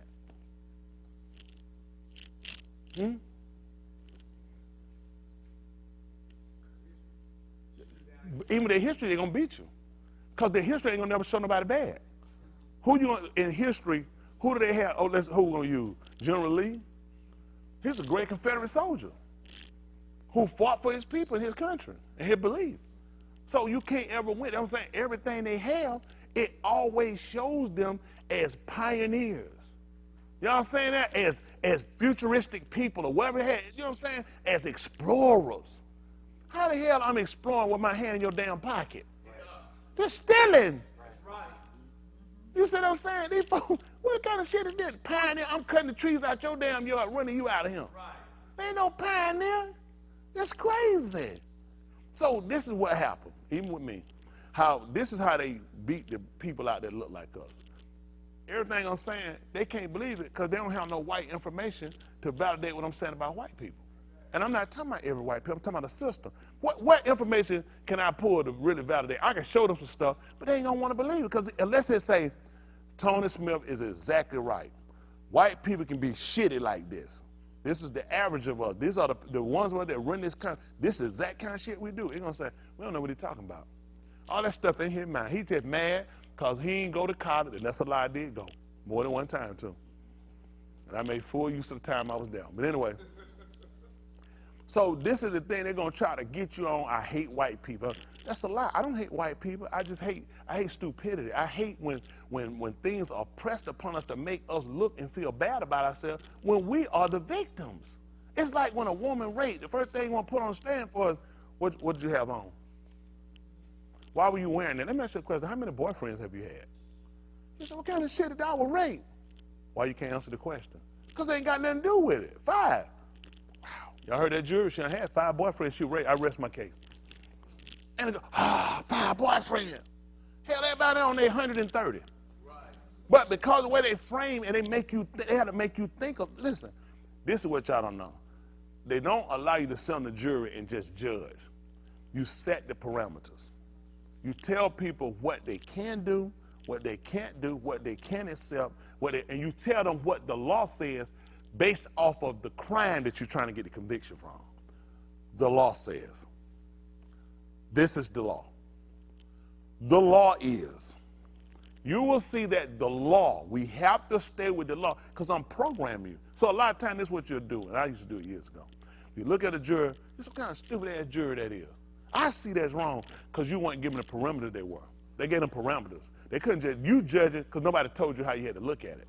Once I framed the whole situation, I mean, even to framing the people, I frame you too. I frame how I want you to see it, and I frame your decision. So you'll sit back, the jury come in, say guilty or not guilty. You're saying, what the hell? How they not? What have the jury been looking at? What I framed for them. You don't allow a jury to sit here and think on their own. You set the groundwork for them, you set the precedent, and you tell them this is the law. It does not matter what you feel. None of that matters. The law. And everything you show them fits in that frame. So guess what? That's how I got my conviction. Or that's how I got my acquittal. So you don't know that. The system is not set up off fairness. If it's set up off fairness, they just tell you what the crime is. You sit on and judge it for yourself. Did y'all know a jury, even though it's the law, a jury can come up and say, we saying not guilty because based off of our conviction of this, you know you can do that. They don't tell you that because you're black. They don't tell you that. And also, a judge can overturn a jury. Did y'all know that? Yes, sir. You know that. But how many times we seen it happen? One time we found it here lately. It didn't happen before, you don't see it. Back years ago, there was a, what they call them, a Perry, the maids that come over from Europe. I forgot the name, whatever the name, they got a French name for them. Well, en pair. Don't try to use your little big white interracial words with me, en pair, yeah. Yeah, en pair, because they damn sure don't fit with us. But anyway, yeah, I like that too. So the en pair, she was convicted by the jury about she was babysitting some rich couple's kid, and the kid died. And they was charging her for murder. And the jury came back and found her guilty. I saw the case. The jury found her guilty. You know what the judge did? He stopped that shit right there. He said, hold on for a minute. He said, it couldn't have been listening to the case. Listen, he ain't let them leave, go, and came back. He stopped that shit right there, came up with guilty. He said, he couldn't have been listening to the case. He's like, no, overturn it. It was a big mess because nobody knew about judges could do that. He overturned it right there. He listened to the case and said he couldn't be paying attention. Let me ask y'all a question. How many niggas like her sitting in jail and the jury heard it and sat there and ain't said shit? This one that he reviewed, came back weeks later, something bothered him, that he went back over the whole case. He stopped that shit. Then anybody let it, he stopped that stuff there. No, hold on, stop. You couldn't have been listening. He told him no. He said, couldn't have been listening. He turned that shit, look, that little guy on the plane flew right back out of him. They tried to, the DA and them tried to get her again and get her back. Her ass landed right over there. You think she would come back here and be retried? I ain't even let my ass leave here. Call me. Call me. The hell you say, I'll be back. Now, why am I gonna come back here and be tried again by these people? You done messed up already. But see that? She was a white nature. And he looked at this white, nice, crispy white woman looking like a nice piece of construction paper. And now that sheetrock ass just straight and flat. Ain't nowhere in the world we need her sitting no prison. Get in there, some old black guard built got and laid with her. No, she didn't go back to white heaven, Europe. And see, you people, you don't ever get nobody to be fair enough with you like that. We need to have somebody with enough sense sitting here saying, if you hear it ain't right, why don't you stop it? Why hadn't y'all been stopping this stuff? These judges done say and heard this stuff and know a lot of this shit don't make no sense. The will of the people, sometimes I tell people, no, we're not doing that. And I can tell you why. Be able to show why. I ain't telling you just do something to do something. Show us why. Go back and show the evidence saying there is no way. It's no way possible. And they just show you, but they wanted a conviction, and that's what the DA did. They framed it to get them a conviction, to lock this woman up, because somebody had to pay for that white baby. And they ain't have a nigga. That's the only time white folk go to jail. You ain't got a nigga you can put it on. Now, what we gonna do about fixing that situation? All right, that's all I want to know. I'm with you too. Hell, I want to cry too. Cry for me. Okay. Y'all, listen. When these white folk get through with y'all now, and y'all find out for yourself, it don't get no better. When it's your kids that these people taking, when it's your kids sitting behind them systems, please don't call my number. Please don't bother me. Please leave me alone. Because if we're going to do something, we need to be proactive before it's our kid. That 13-year-old boy was shot. I think that could be one of my grandbabies. That could be one of my kids. That could be one of your kids. Why we don't never get it? That's like the woman or whoever the father, mother of that son will kill. How outraged had they possibly have been about all these other killings? Tamir Rice. What was he, 9 years old? 10? 12? Plenty of 12-year-old killer in the park with a play gun, playing. Where a kid supposed to play at? What we tell them? Don't play out here in the street. You'll get hit by a car. Stay in the yard. Go to the park. What's it? This the park. But see, you got to remember, when a white woman see a little 12-year-old boy, 8-year-old, 9-year-old boy, 15-year-old boy, all she see him, that boy want to rape me. That's what our history tell me. And at best they get him now. Don't y'all know a black man with a gun, that's a revolt. With a gun, he has the power. He can do something. And he can enforce his will with a gun. Why y'all think they want guns out of hands of people that's out of criminals? You want them out of hands of legal people too. That's what they use to enforce their will. See, this is the difference between you and white people. You don't have anything to enforce your will. If I got in your face, you said, get out of my face. Why? Because you better get out of my face. Why? Because I'm telling you now, get out of my face. So white man got a gun. He ain't let me get in his face. He going to enforce his will. I tell you, get out of my face when I blow your brains out, nigga. See, you can't talk like that. You shouldn't talk like that because Jesus knows. Jesus sees you. All the fear he give you, all I'm asking you, why he don't have it? I would love for him to be a Christian. I'm talking about a true Christian like my quote-unquote black brothers and sisters are. Where he'll be afraid to shoot and kill. Where he'll be afraid to hate. Where he'll pray for his enemies. They don't talk about that. He's not a Christian. He gives it to poor people. Christianity for poor people. For poor people praying for somebody to do something for them and they do nothing. Just know the truth. That's what it's for. It's for poor people. That's why you gave it to slaves. And now these people slaves on job, and in their mind they think they're free. They're not free. Jesus still holding them down. There should be a mutual respect for all of us as human beings for one another. We should be able to address a matter, especially when it affects us, and not to feel being a terrorist, to be sedition or some title they throw on people. This man overthrew us in Africa. Why nobody never charged him with tradition?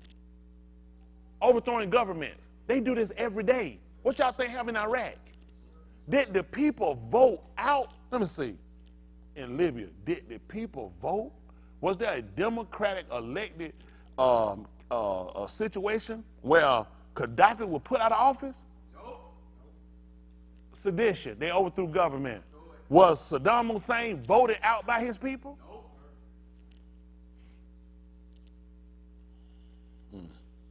Let me see. Most of y'all don't even know what the situation too. It was the Kurds complaining. He was gassing the Kurds. And what he was, they don't want the Kurds, they don't know nothing about that though. They don't know what I'm talking. They think I'm saying the Kurds, don't they? The Kurds. These the same people Turkey blowing their ass up now. They don't know that, do they? You ain't gonna believe what the Turks call, what Turkey call them. Terrorists.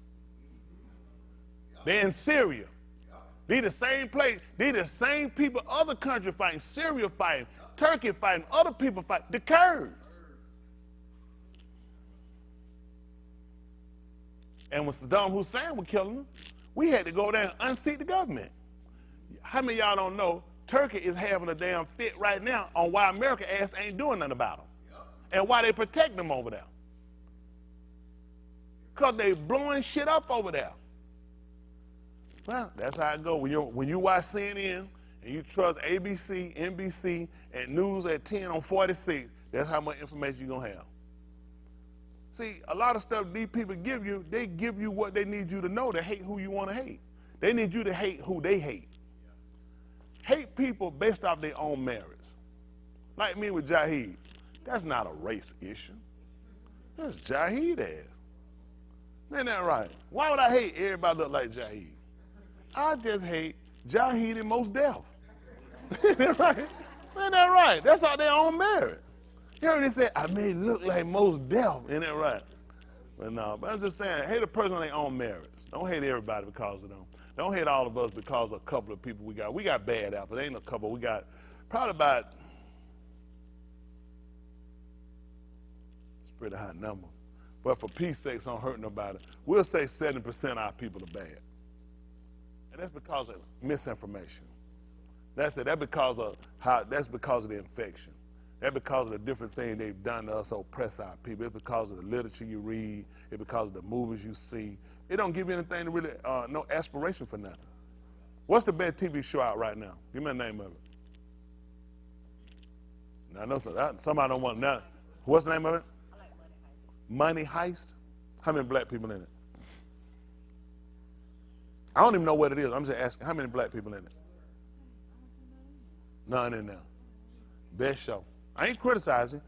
And think about this. She thought about it. You know, she just realizing there are no black people in it. And that's one of the best shows going. And it never struck your eyes or your mind. Ain't no black people in this show.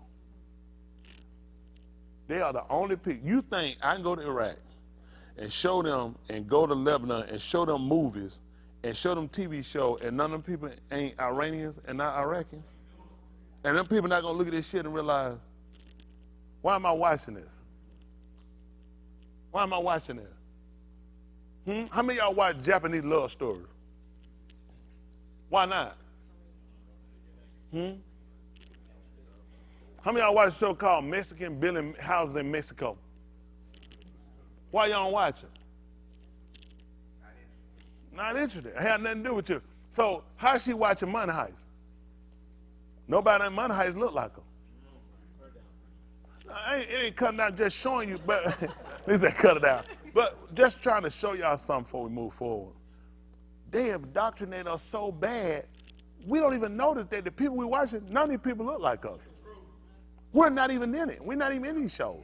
And guess what? That's the norm. Just look at, like, I like Kings of Queens. That's one of my favorite shows.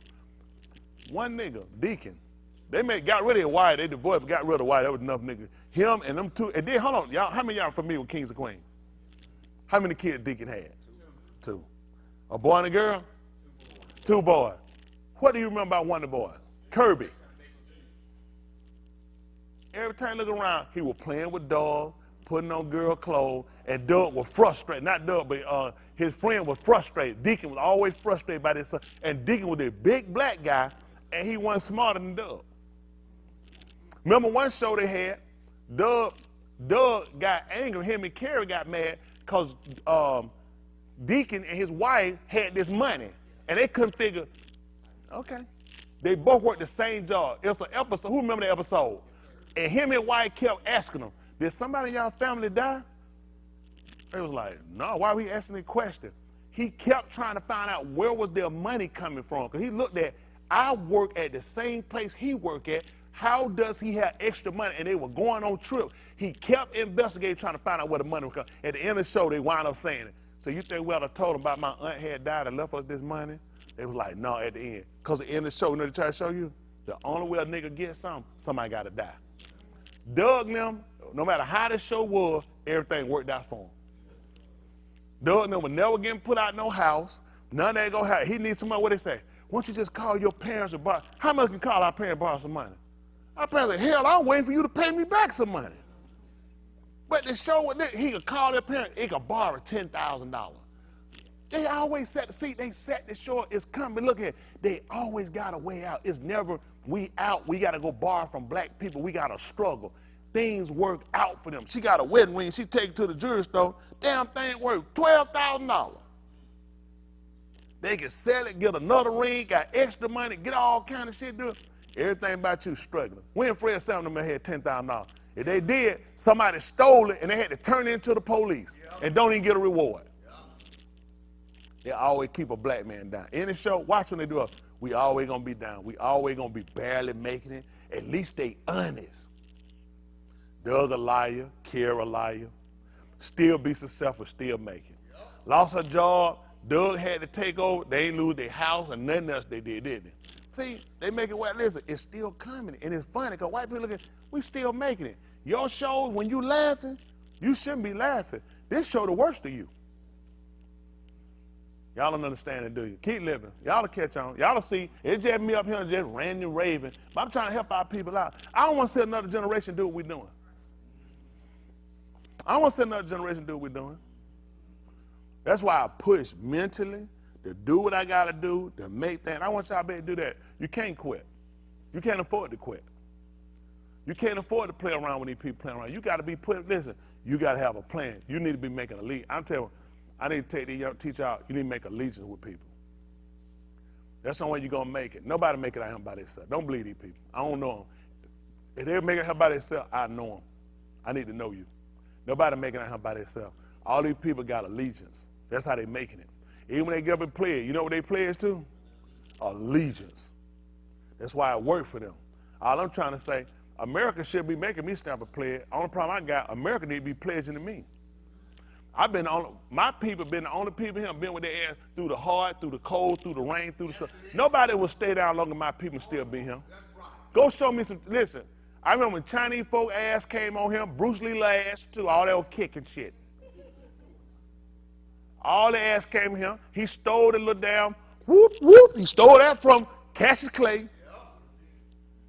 All that little shit. See, they don't tell you. Y'all didn't know that? He studied Cassius Clay. Okay. Why would a man study a boxer? He a karate fighter. Right. Kung fu fighter. He looked at. He saw his footwork. He saw the man's footwork, the man's handwork. Watch it. They don't tell you nothing there. See, every nigga want to run. What do you want to be? I want to be Bruce Lee, karate man. Cassius Clay, they call Muhammad Ali, one of the best fighters they ever seen.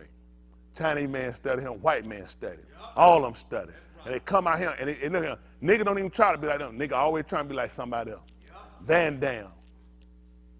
Boy, you been damned enough. Steve Seagal. Oh, crow walking ass. How the hell? Somebody should have been shot at. First, I'll make a movie, I'll shoot his ass right off the rip. Movie go off.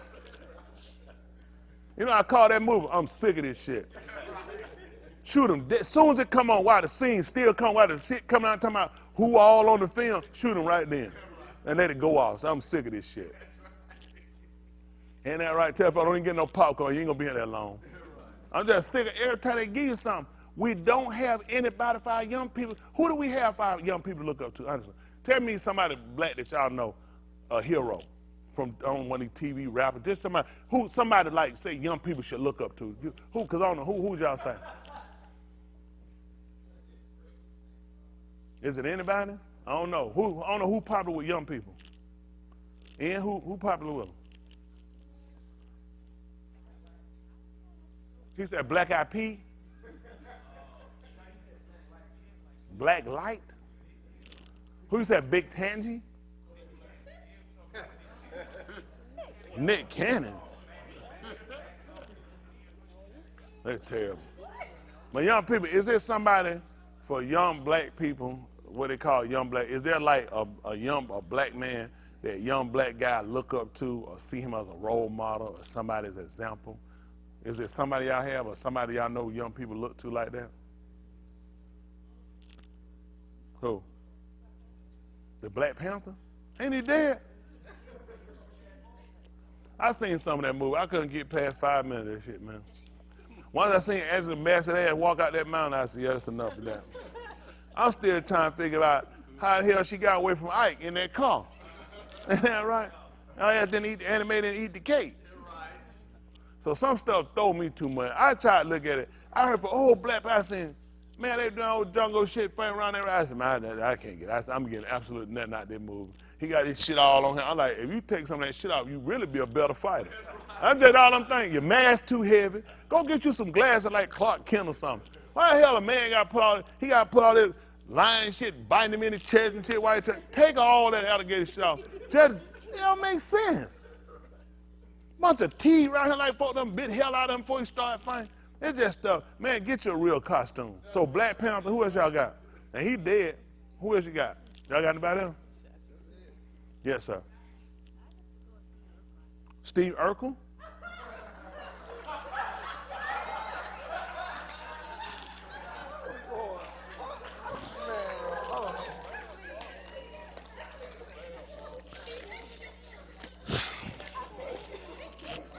Who been teaching you?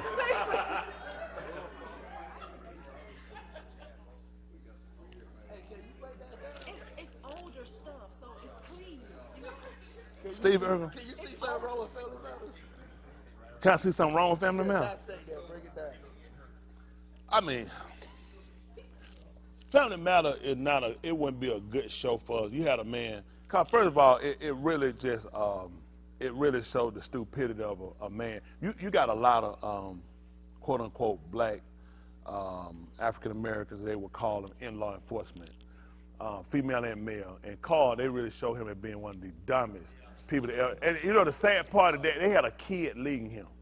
A kid that was considered to be a nerd that had more intelligence, and this was his best friend. You know what I'm saying? Just the whole idea of how they showed him, it was really a dysfunctional type family based off of him and the role model that he should have been in there. But unfortunately, see, shows that would have quote unquote black men with character, they don't really sell well. We always gotta be dumb or either broke. Like The Rock.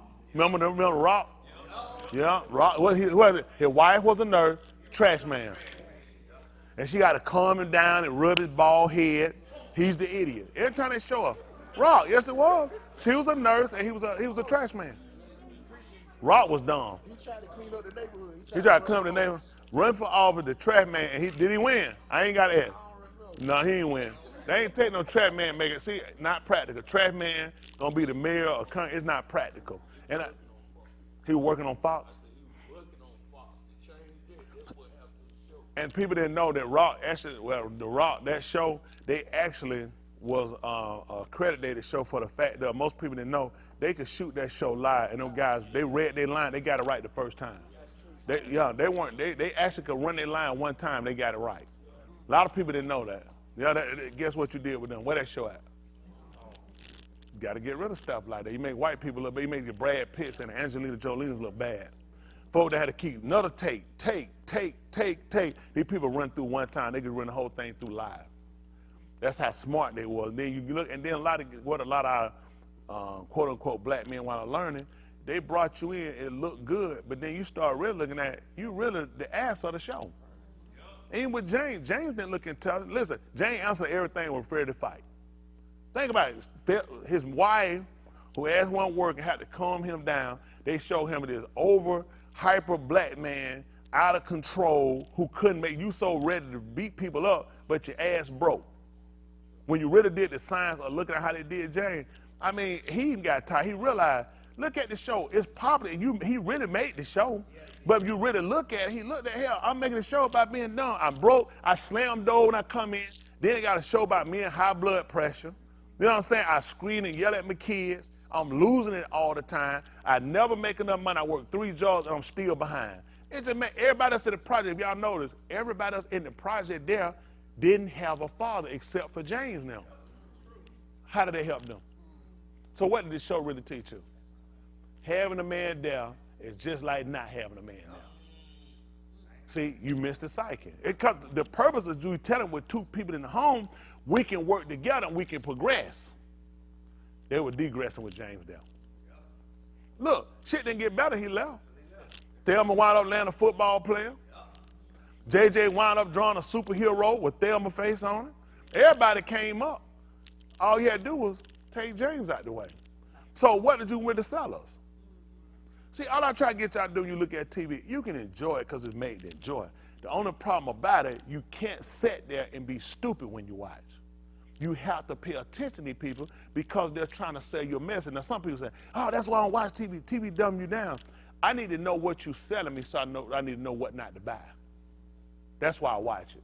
I need to know what you're selling so I need to know what not to buy. If I don't know when I come, then unfortunately, I'm not going to be knowledgeable of it, and you're going to wind up making a fool out of me. And I wind up having too much at my expense before I realized I should have been cognizant of what you're trying to do to me. And you need to watch his TV shows to the degree that you don't just sit there and fall asleep and let the remote and let the TV just take your ass off somewhere without paying attention because there's a message. White people got a message. Watch them, pay attention. They have a message. You got to pay attention to it. So you understand this is how they work you. They work you with books. They work you with movies. They work you with music. They work you with talk shows. Everything they work you, all the great talk shows are white. They're going to be on AM and FM. Ain't no nigga show. You listen to 1380. They ass ain't on no FM station where you can pick this thing up from anywhere. Once your ad get 2, you make a right hand turn, you lost them. Gotta do, I'm gonna keep all here listeners right here in one vicinity. White people, I want to be able to reach a broad band. That's why you need to pay attention. That's why they keep me and they keep me back out the way. You think they can afford to have me back out again? People listening, people being able to sit down and make a conscious decision and say, listen, this guy really not crazy. I'm not teaching hate for them. I'm telling you to hate I'm really trying to teach you to hate yourself. Hate your stupidity. Hate your lack of ability. Huh? Hate your situation. Hate it enough not to just sit and just drown in your hate, but get out of it. Make a change. When I'm telling y'all about change, I really don't like keep coming and saying the same thing. I'd rather we organize and we say enough is enough. Before we go and we will see them and do that, we need to sit down and strategically come up with a plan. A plan that involves everybody. I mean the smallest person among us. Our kids got to be involved. We got to take care of our older people. We got to make our younger people. We got to give people an opportunity. We got to give them I want to give them a chance. We want a baby to know, you listen, your life just began. Listen, you just came in and you're on your way to a journey. Versus looking at you and looking at him, it's just a matter of time for a bullet come running through the window and shoot you from a gang initiation. Just a matter of time you'll get here and get ran over by some drug dealers, some guys spinning around the parking lot. These are things white people don't tell their kids. They don't worry about it. They don't put them in them neighborhoods. They try to keep them away from them schools. Unfortunately, their own kids are the killers.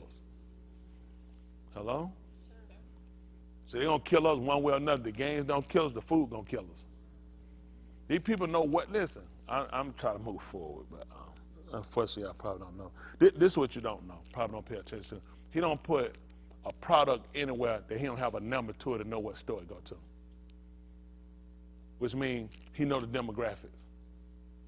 Okay? He know the demographics. Okay? I'm not trying to sell a whole damn bunch of cat food to dog lovers. Because I know it's not going to sell. Okay?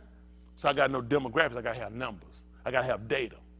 So that also means, with knowing that, I know race. I know predominantly what races wear. Which meaning everyone in these batches don't produce the same food. So I could sell Ryan something in an all-black neighborhood in a box that I sell in a box in an all-white neighborhood, but your shit came from a different batch. And I can prove that because every one of them boxes got numbers. I run my ass out from a box from him, tell him what I got when I was in Alpharetta, he gonna say, let me get that product. And when he put that shit in that computer, he gonna know what batch, what line it came off from. He don't know what's the production date from. He don't know, ain't no damn way you got that from Alpharetta. You got this shit from Kanye's. Because I ain't put it there. So now you got to ask yourself, how is it that you're eating the same food that white people eat? You eating the same, no, I don't know why, keep letting these folks say you need lies. White folks eat just as much bad shit that we eat. Yep. White folks drink just as much shit that we eat. I don't know why these folks, you think these folks make malt liquor just for us? Hell, white folk drunks. That's right. They just don't program, they don't show it. Come on. We can afford to take our baby girl to get an abortion. He could. She's a cheerleader. She about to be head cheerleader. She can go to college. A baby would mess up her life. I gotta pay for her an abortion. During the summer, she'd be right back out there in September. She right in the field. She ready. September, October, she ready, she going. Fortunately, my black baby, her belly gonna have to stick out. She gonna have to have that baby. And it's gonna limit her from going to college. I'm gonna tell her, oh hell no, you're not leaving no baby me to go to college. You gotta keep the baby, gonna keep her back.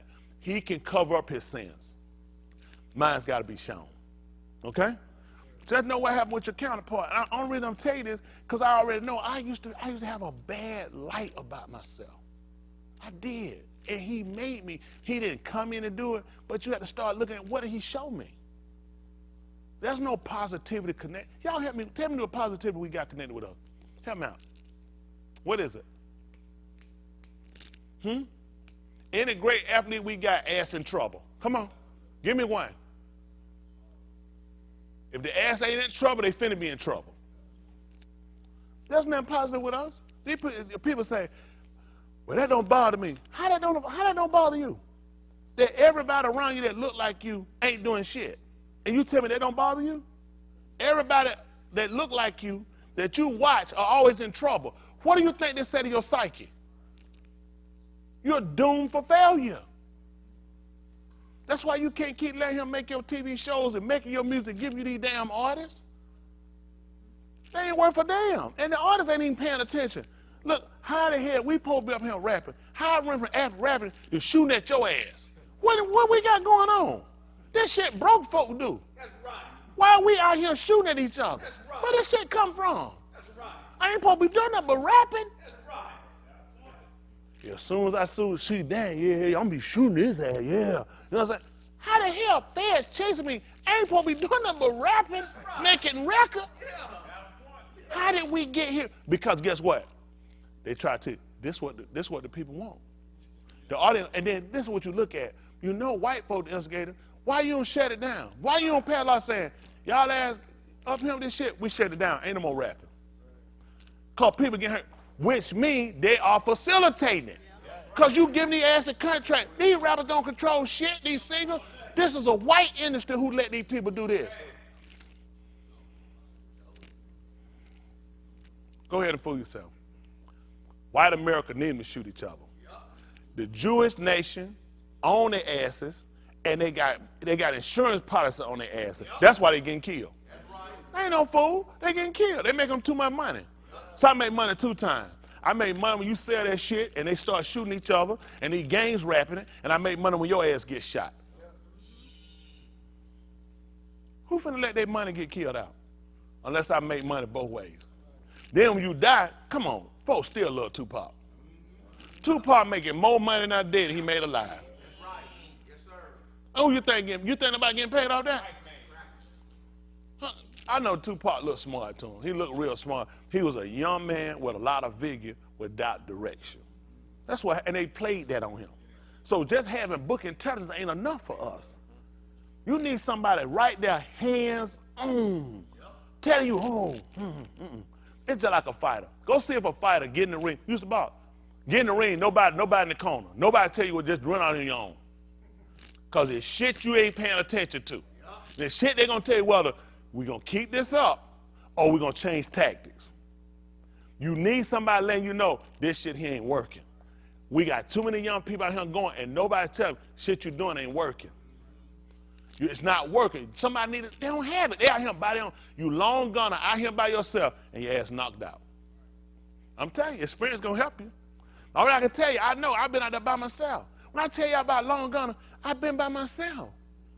That's why I know. I ain't tell y'all nothing. I've been out there by myself. It's hard by yourself. You can't see everything by yourself. You can't think of everything by yourself. You can't protect yourself against no whole world. You need to form allegiance.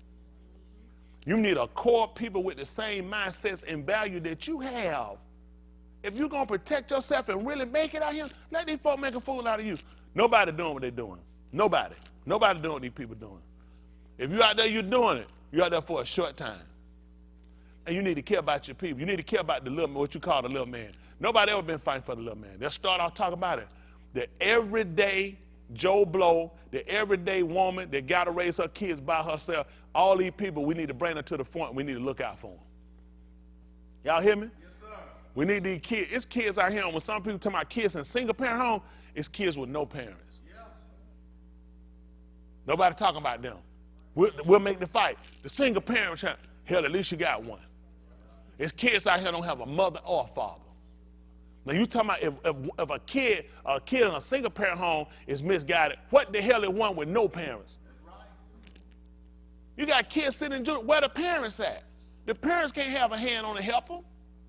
We got too many young people lost. And this is our future. What do you think this is doing for us?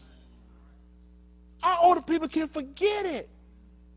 We got to teach them how to pass it back.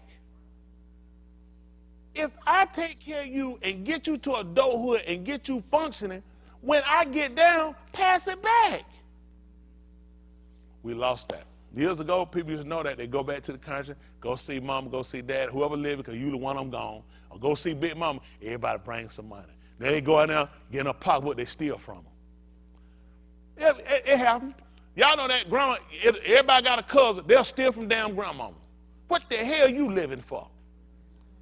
Ain't it terrible? Stealing from my grandmama? I fall out that bar shit out the grandparent. Bar hell out of them. Take everything down. That's what they teach you. Blood suck. Go ahead and take them to the grave.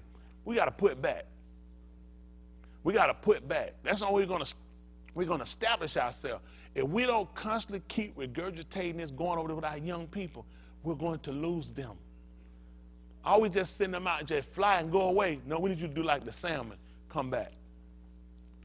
Y'all know what to do? Salmon don't get where they come. Listen, salmon, when they take off, they chase the world. But at the end of the day, before it's all wet, time to go back where I started. Get back upstream. We got to teach them to be like salmon. I need you to get back upstream. Y'all with me?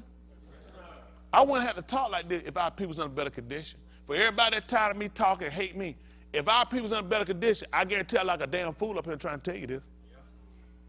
But since our people in the condition they are, I got to say, how's you going to know I'm passionate about it? Everybody done told you something and sold you a lie about you, about your future. Don't you need to hear the truth and find it from somebody? Then you don't just need to hear it. You need some people saying, let's be progressive about it. Okay. I'll try to move on. All right, come on, good man. I'll give it a go. I ain't going to apologize, though. They still ain't take my cornbread.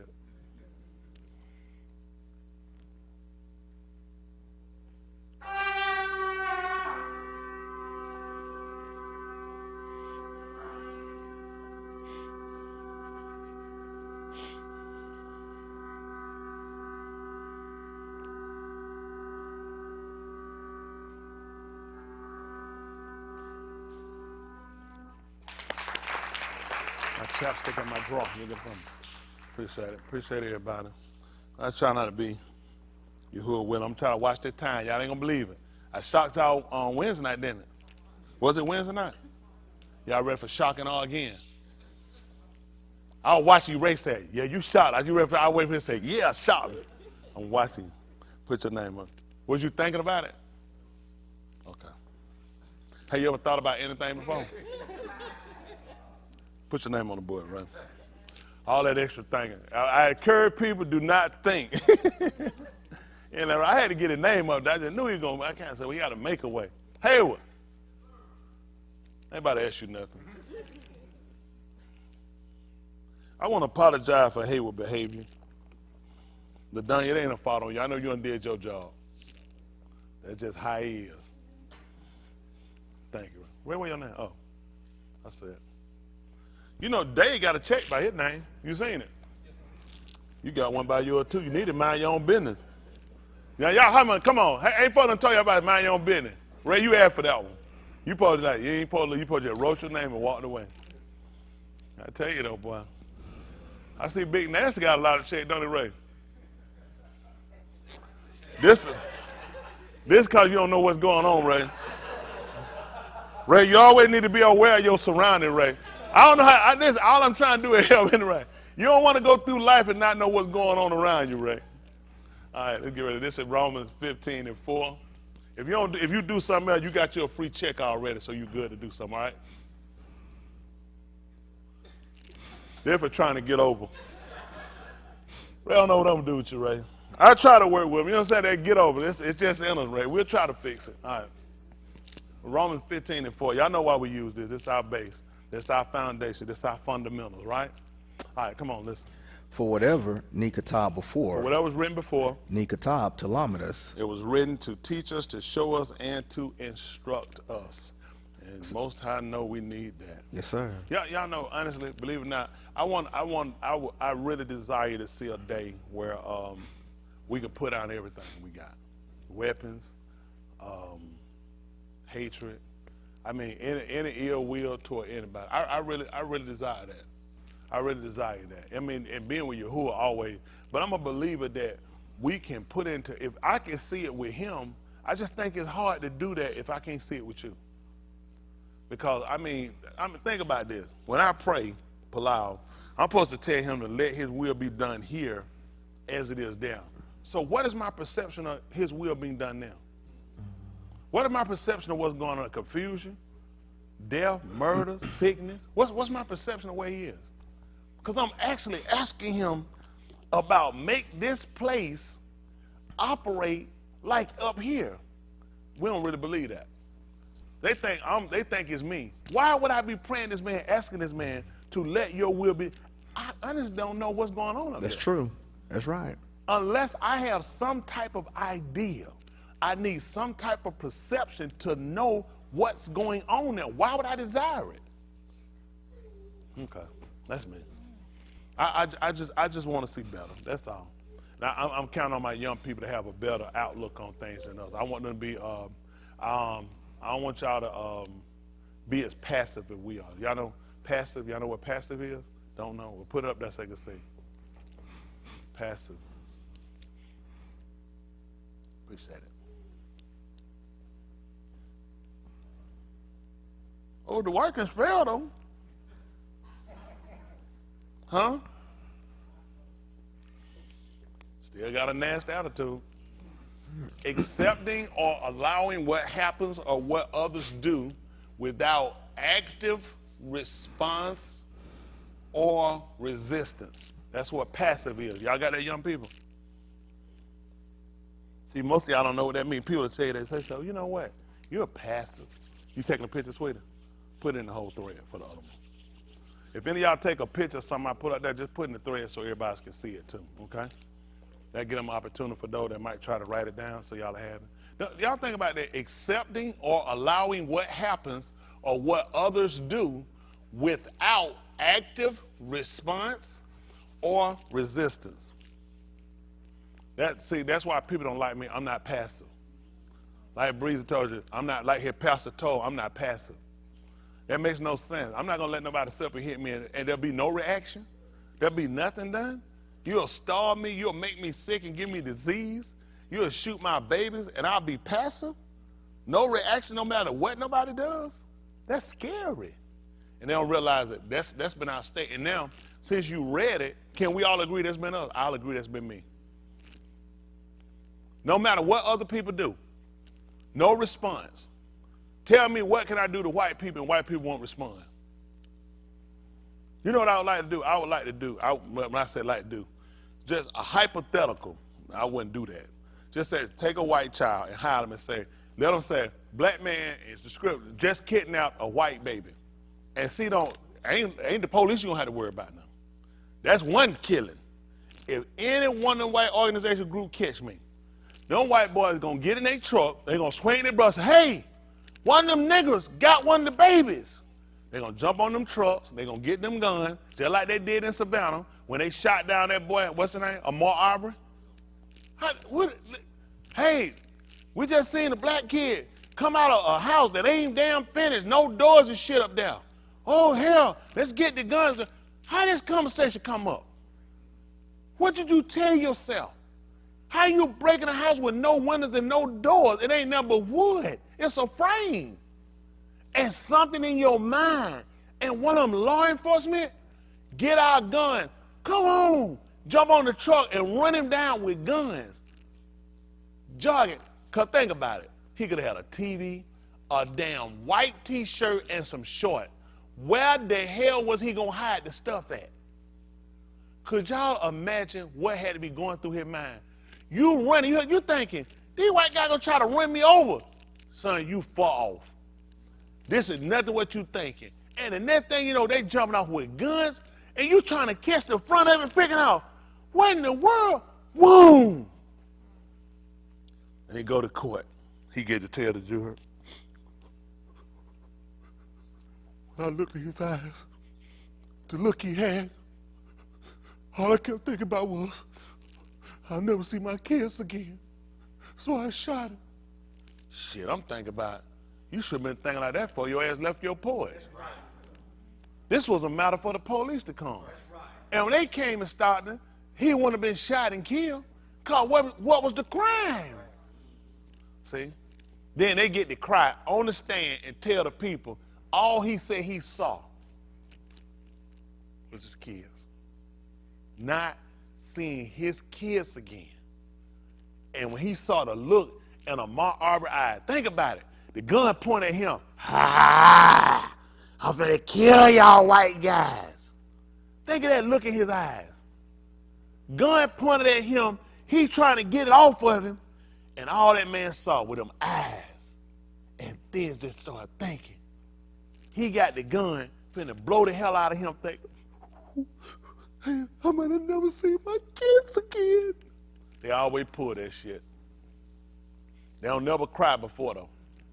If I had that kind of fear, my ass wouldn't have left. I didn't have a dog in the fight. The man got a ring camera now. The ring camera didn't even show him do that. Walking now, look like this.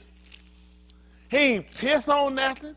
He wasn't getting no hammer, no screw. Still ain't a crime to shoot him. Walks in here and look. Amazing. I forgot what his crime was. Damn. He wanted to be a builder.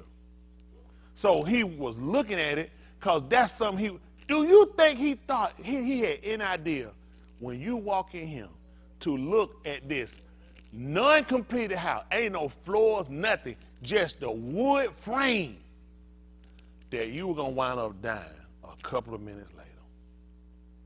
When he took off from there jogging, did he know he was going to be blown away by two damn redneck crackers? A dad and a son. They can think they gave him just about sent him to prison. Look what it take.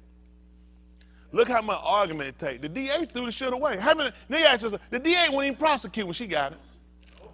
See, folks ain't they forget about it. You know they gonna. This how white folks tell her, y'all can't never please y'all. Look where we gotta go. We didn't even know about the crime till after a month and a half. Right. Which means what they control? The media. Yes, the process. What I told you. How I'm gonna win in that system? Could this be the only case she's never prosecuted? No, sir. Nope. And she represents the state. That's who the DAs represent. Whenever they charge you, it does not say the prosecutor. That's the state. And they tell you that they are there on behalf of the state to make sure the state get justice. And getting justice is incarcerating people of color and releasing white people. Okay. Y'all be stupid y'all want to. I don't know how y'all gonna win. And you got time to accept or allowing what happens, S plural, or what others, plural, not one, do without active response or resistance. How that been working for you? How you people been doing as a race, as a culture? Exactly, because there been no response. All I'm telling y'all do, we can kill white folks out. Just kill that conversation. Kill it. We need to kill crackers. Just kill that conversation. Let's just separate. That'd be the most hurtful thing they got. Listen, when white people got to eat all that tax burden, when white people got to put up with that shit and it's just them to fill up their jail, I'm telling y'all, they'll see. They'll want to amend. They'll want to fix it. Nobody want to fix nothing with you. You passive. You see that? You passive. What's the response? We just saw a news story of a 13-year-old boy being shot down by a white man who got out of the truck. Let me tell you what I cannot do. I cannot explain to a court of law why I took it upon myself to get out my car to shoot you. You know what they're going to tell me? You could have stayed in your car if it was a threat. You could have backed.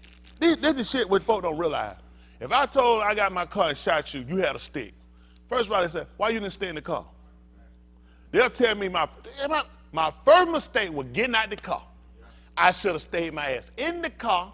I could have went around. Or if you came and you started hitting the window or something, would have made sense. I could never justify to a police officer, to a jury, to a prosecutor, oh, I got my car, because they don't take that shit. And I start blasting away. They said, that's why your ass will never be back on the street. We can't, listen, my own confession, this right here this means you are a danger to society. When you go out of your way, this shit just came at me out of nowhere in fast, real moving time. She popped up on here hitting the window. I seen glass come out, fear for my life, boom. Versus I got out my car to shoot and kill somebody. There is no way somebody came up and said, don't get rid of his bun, just let him go. Except for this is the world you live in with these people. And see, the only way they're going now, they'll get somebody tell me they're doing. Oh, I think, you know what they're doing now? Y'all know what they're doing, and I need to apologize. They're asking everybody to call in and tell the DA them they need to prosecute. What the hell I don't have to call him and tell him to prosecute nobody black. What the hell I'm going to call him for now? Right. Are you serious? You're going to put this on we need to call? That's the most insulting thing I heard in my life. We all need to call. Are you serious? Why I got to call when it's somebody killing me, but I don't never get the call? I ain't got to call when it's one of us. Come on, man. That makes no sense. That makes no sense. Anyway, that's where I'm at with it. Come on. We go back to where we was at. So we talked about the reasoning and the rationale for this and why it's so important, why we have to teach it, and how important it is that we know we have to establish these things, because see this is how they'll get you, and you don't see this. Let me see if that's the see if that Ezra, they'll call it Ezra. Let's look at something right quick. Let me show you how something can be framed and set and give you to make you look in a negative light. How about that? See if that's the 5th chapter, I think it is. 5 and 1, I'm going to say. Let's see. Ezra. They'll call it Ezra. Well, that's, of course, that's going to be, because we're going to deal with these people, and of course, they're going to use the vowel. They're going to use the Naku vowel, so they're going to put that on us. I never heard in my life that vowels came from niggas. So the Naku vowel point, they're going to put it on us. I don't get it. I don't see why they would have used it. See that 5 and 1. Let me just see what this means. For any of them kids out there that get offended, I'm not trying to teach y'all. They might say, and people say, well, the word's not wrong. Pastor said not wrong, so we can use it. Not that. It's your child. It's just like when you address a grown person, you call them Mr. and Mrs. That's a matter of respect. So a lot of things ain't about wrong or right. Sometimes about respect. And I want y'all to have respect for yourselves, respect for your people. We're trying to build a nation, and we need y'all guys in order for that nation to continue. We establish it. I need y'all to be conscious of certain things that you do. He's going to use it against you. See, that's why I had to do so many different trades. I had to stay out from working for him, because he'll want me to get on his hands so he could fire me. He don't ever want a free thinker. He don't ever want somebody to question him about something he's doing. He wants somebody to just follow and go. That's why he's been beating us so long. I don't believe it. I know. My boys said I know. And I appreciate my boys. I do. Them my boys. They stick with their daddy. They don't make a whole lot, but they stick with Pop. But they pay off in the long run. And Austin, hell no, ain't dying right now. Oh, sitting around counting, you hanging around alone. He gonna tell me that I don't know what he told me. Man, I was looking at you. Man, you really is old. He said, I'm talking about you old. I look at him, I said, man, my daddy old. I said, I don't know where the hell he going with this one. Because I'm trying my best to keep living as long as I can. Now, when I'm talking about these old folks trying to die and get the kid away, I wasn't talking about me. Y'all might get ready. Matter of fact, I'm putting my wheel. Y'all ain't got to drag me around for a few years. Isn't that right? When I die, I want my ass, just pull my ass in a wheelbarrow. Y'all pick up the kid everywhere y'all go for a while. Y'all don't get a cent. No, I know trouble. Please don't let Breezy take. I've seen Breezy take. My ass gonna be flipped out the front of that wheelbarrow so many times. No. They be like, damn, somebody just done throw that old man, that gray dust out in the street. No. Please don't let Breezy push it. All right, they're 5-1. Listen what happened. Listen. Then the Nabaim, Kagi the Nabi, and Zachariah the ben of Edu, Naba to the Yahudim who were in Yehuda and in Jerusalem, and in the Shem of the all of Yasharal who was over them. Let me say this. These are key components for them. When I say that, when he told them they Naba, notice what they had to use. What was it? That make a difference. See, that's how they learn how to beat us too. See, we want to acknowledge that. That's kind of like our cadence for call. Like they're called cadence. That's the cadence for us. When somebody say something, we didn't move unless we heard Yahuwah was behind it. Because we didn't want to be wrong. See, now a lot of people move the activator, they wouldn't use his name. Now how oppressor got us and how the other ones got the other nation, they would come to us and tell us, you know, all spoke to me and told we something. Because they know, they learn, you move from when all say something. Elohim. Or we say Yahuwah. See, when Mushah ever came out, he would always tell them, thus say Yahuwah. Because they know when you say that, it's like your brother, you had an older brother, right? Your older brother might tell you go do something. You like, man, you ain't know. He said, Daddy told me to tell you these things. Okay, they got that. They get that extra. All that, cause I'm finna buck with you, but since you said Daddy said it, cause they gonna go bad. You know what I'm saying? Y'all know you got an older brother, they or whoever tell you, they said Daddy said it, this finna go bad. So that's how they learn, that's how we wind up moving. If we knew that his name was attached to what we were supposed to do, this would give us forward entry. We know this is what he told to do, and nobody gonna stop us from doing it. That's like if your dad told you to go do something, that's I don't give a damn nobody. I told you to do it. You be like, you heard that one, and no matter what you say, my daddy told me, right? Like that time Bryce was at football, I was waiting on his ass. He ran up, he's on there. I walked down there. I try to figure out where I got to get the service. I got my car. I'm trying to walk down here looking. He's on his hand and knee down. I said, what you doing? He said he got up back crawling. I said, you scared that white man of me? Get your behind up. I'm up here waiting. I was mad. I ain't even worried about it because hella Jesus. I had just a teenage Jesus. But I was pissed. I want that white man to say that. I was pissed. I told these folks how to go. Damn, he back here crawling on no ground. A bear? You ain't no bear? I was pissed. That's a human being. Who told you it was a bear? What you doing? Bear crawling. I gotta get the service. So, yeah.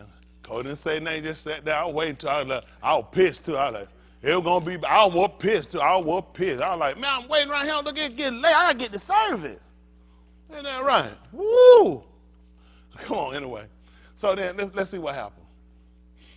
Then Zerubbabel, the ben of Shealtiel, and Yeshua, the ben of Yosadak, Kum, and began to build the Beth of the Elohim, which is in Jerusalem. Listen. And the Nabaim of the Elohim were with them, supporting them. Y'all hear that? What happened? Who was with them, supporting them? See, that's what I'm trying to tell you. That make a difference. I told you need somebody with you. See, you'll do stuff, you ain't got no support group. So he told, listen, they had the Nabaim, they had the word, and with what they had, that was enough tool and instrument that Elohim will come in and support them. Because now you're doing his will. Y'all got it? This is will. Didn't he tell y'all when you pull out, where was he at? He been told he was in Shamaim. So what we supposed to say? Let his will be done. On the rock, guess what? They built that thing up, and I'm building it down here for him. That's why he said, I'm going to support you. All you're doing is my will. See, you got to get, I know what it is, because you don't see him physically. These people have used that against you. But you don't realize that fear you have in them, you don't actually physically see it. They just sold you on it. Just like we looked at Russia. How many of y'all felt like Russia was a superpower? It wouldn't take nothing, they'll take us out. Look how long they ass done struggled over there. I ain't got no uniform. But I'm just, how many? We were sold on that. They ain't Rocky. You figure all the ass was like that joke on Rocky that time. Knock out. If he dies, he dies. They sell us on some shit, man. All that's just a crock of shit. They just sell it till we just fall for it, unfortunately. Because you got to remember, one thing they do and they always used against us was they provoke you with the fear. So most of your loss of fight, loss of game, a lot of it through intimidation what they give you. Tell everybody, man, they'll get them, Joe, what they get them, see who talk the most shit. Oh, y'all, I'm going to kill him. Oh, y'all been stuff, I'm going to break it. And the girl thinks, hold on, man, we supposed to be fighting, man, somebody killing me? That's how he got you. Done already got in your head. Just like Tyson told, he said, I was getting that, I stand him down. He said, they look off. I said, I got him. He just stared, them Joe be standing tight looking, they do this shit stuff. Tyson said, got him. It was most of them, a lot of them could have gave him a better fight, but the fear of him. What you gonna do when you fight a man, they call the man iron. What that mean when it's iron? What you do, just take iron and bend it, punch through it, indestructible. So most of his fighting and beating people was the fear they had. Buster Douglas, when he took that hit and hit the ground, realized he can get back up. He said, shit, this thing on there. Most of his fear was worried about the man knocking his ass out, because he scared everybody the hell out. Most get hit, they trying to get out the way, they'll throw their own damn self on the ground. Not to mention, he did knock hell out you too. So that's just the extra cushion. So that's how they beat you. They really beat you with a lot of their words. Okay, listen. At that time, Tatani, the governor of the province beyond the Nahar, and Shathar Bosni and their colleagues came to them and said thus to them, Listen. who gave you a decree to build this bed and to finish this structure. Listen. Then we said to them, in this Darak, what are they? The Shem of the Anashim that were building this building. You see what they did? They want to know the names of the people who were doing it. What happened? But the Un of their all was on the Zakanim of the Yahudim. You see that? But the eyes of Elohim was on our elders. What happened? And they did not stop them until a report came to Darius. Would be they called Darius. Darius. And then they returned a letter concerning this matter. Listen. The copy of the letter which Tatani, the governor of the province beyond the Nahar, and Shathar Bosni and his colleagues, the officials who were beyond the Nahar, sent to Darius the Malak. They sent a letter to him, and this was Kitab in it. What it's saying? What was written? To Darius the Malak al-Shalom. Look at that. They're going to give that man peace, health, and safety, and wealth to him. Listen. Let it be known to the Malak that we have gone to the province of Yehuda, to the bed of the great Elohim, which is being built with huge abun, and beams are being laid in the walls. Yeah. And this work is being done tamim, and is prospering in their hands. Yeah, that the work getting completed. That's what he told them. He said, listen, they putting down stones, these people putting timber in here, and listen, they about to complete this thing. What happened? Then we asked those Zakanim and said to them thus, who render you a decree to build this bed and to finish this structure. That's how white people get you. See that? Where's your documentation to do it? So see, this is where they get you at. The documentation they had was some guys told them. Because remember, they nobbed to them. They ain't give them no scripture. Said, thus said Yahuwah. See, they're going to fight what you say because yours is something that was verbally discussed. Did they say that the Nabi came up and gave them the writing from Elohim that told them? They said, thus said. This straight from his mouth, from his paw. Elohim told us to build a wall. But white folk came back and they sent paperwork. And because they send paperwork, their paperwork is more efficient than what you say with your mouth. Okay? Y'all don't realize it. That's why they come back. Did they come back with mouth? They got paperwork. That's how they beat you out every time. Paperwork. And they look and they got paperwork, and the first thing they got him, in order to get people to agree with them, all they do is teach them that you are a threat. Okay. Let me tell you what got Marcus Garvey out of him, what got any of these so-called black leaders out of him, right? Once white people go and tell them, this man a threat to you. That's what got Yahushua killed. The miracle started with one thing. It's the fact he was a threat. All they had to do was listen, all you got to do is go tell another king that that's another guy saying he a king. So you know what that means. What a king got to have? A kingdom. So only kingdom he hanging around here is yours. So where you think he going to be king at? So that white man or that other person that feels a threat, you know what you do? You neutralize the threat. That's why they keep taking us down. Once they find us a threat, they take you down every time. See, we had to verbally tell our story. They didn't teach us how to write their language. They separated. We couldn't even write our own language. So now the stories we were told, my mother was told from her parents, and her parents were told from their parents, and their parents were told from their parents, and their parents told their parents. It was a lie because a white guy today can go get something and scribble on a paper and scribble a year of 1492 on it, and his is more efficient than mine. I told mine, he wrote his. Okay, that's how I got to do. They write more lies than they tell. Yeah, I know what you call it. I've been calling it what it was. It's the library. All they do is grow lies. Look at all their authors in real required books. Ain't none of them with no niggas on them. They all white boys. They telling white stories. They telling, making white people look like geniuses and inventors and everything else. And y'all look, Joe Biden told y'all something when he went up there to Kenosha, when it was a killing. How many of y'all remember what he told them? That's interesting. He went to see some black people when he was running for office up in Kenosha. They had a killing. Y'all know what he told them? He said, Thomas Edison didn't invent no light bulb. He said it was a black man. He said, now they don't like to talk about that. He said, when I get in office, we're going to change. Do you know? Put it up. Let them hear. Let them tell them. Let hear the white. Oh, let's see what he told them. I know they'll tell Edison invented it. That's what they tell about history. A black man came along and actually gave it the longevity. That black man was a Lattimore. Lattimore was in that? Yeah, that's Lattimore. They don't know what else he invented, do they? He also invented the telephone. He also worked with Alexander Bell. What y'all gonna do with that? That's right, Lattimore, that's right. Listen, a nigga invented the telephone and longevity to the light bulb. Huh? How about that? He worked for Alexander Bell and he worked for him. They knew that nigga. That's how baby this nigga was. Two of their so-called greatest inventors had one nigga. This two white boys invented two different things, but the key was that one nigga. People don't know nothing about our people. All you know what they tell you. I know him. He been my pastor since I was a little boy. No, Joe. Oh yeah, Joe Biden tell her. Hold on. I said, oh, Joe. What it is? I'm so surprised. A black man invented a light bulb. Oh, yeah. Let me hear Joe tell y'all about it. He told me he went up there in Kenosha back in 2020 when he was running. They don't like to know about stuff like that. Why would a white man tell some black folk that? Oh, CNN came back to debunk it. They said, oh, what you think I'm going to tell them? Hell, you telling them some stuff like that for? I tell them, no, he ain't got no business. What would make him say that, Ryan? Who don't know Alexander Bell invented, whoever, all them saying, like, who don't know Thomas Edison invented the light bulb? Why would that white man go up there and tell them that and let them know when he get in office, he looking to change some of this stuff? He said, because history ain't told your true story. Why would he say that?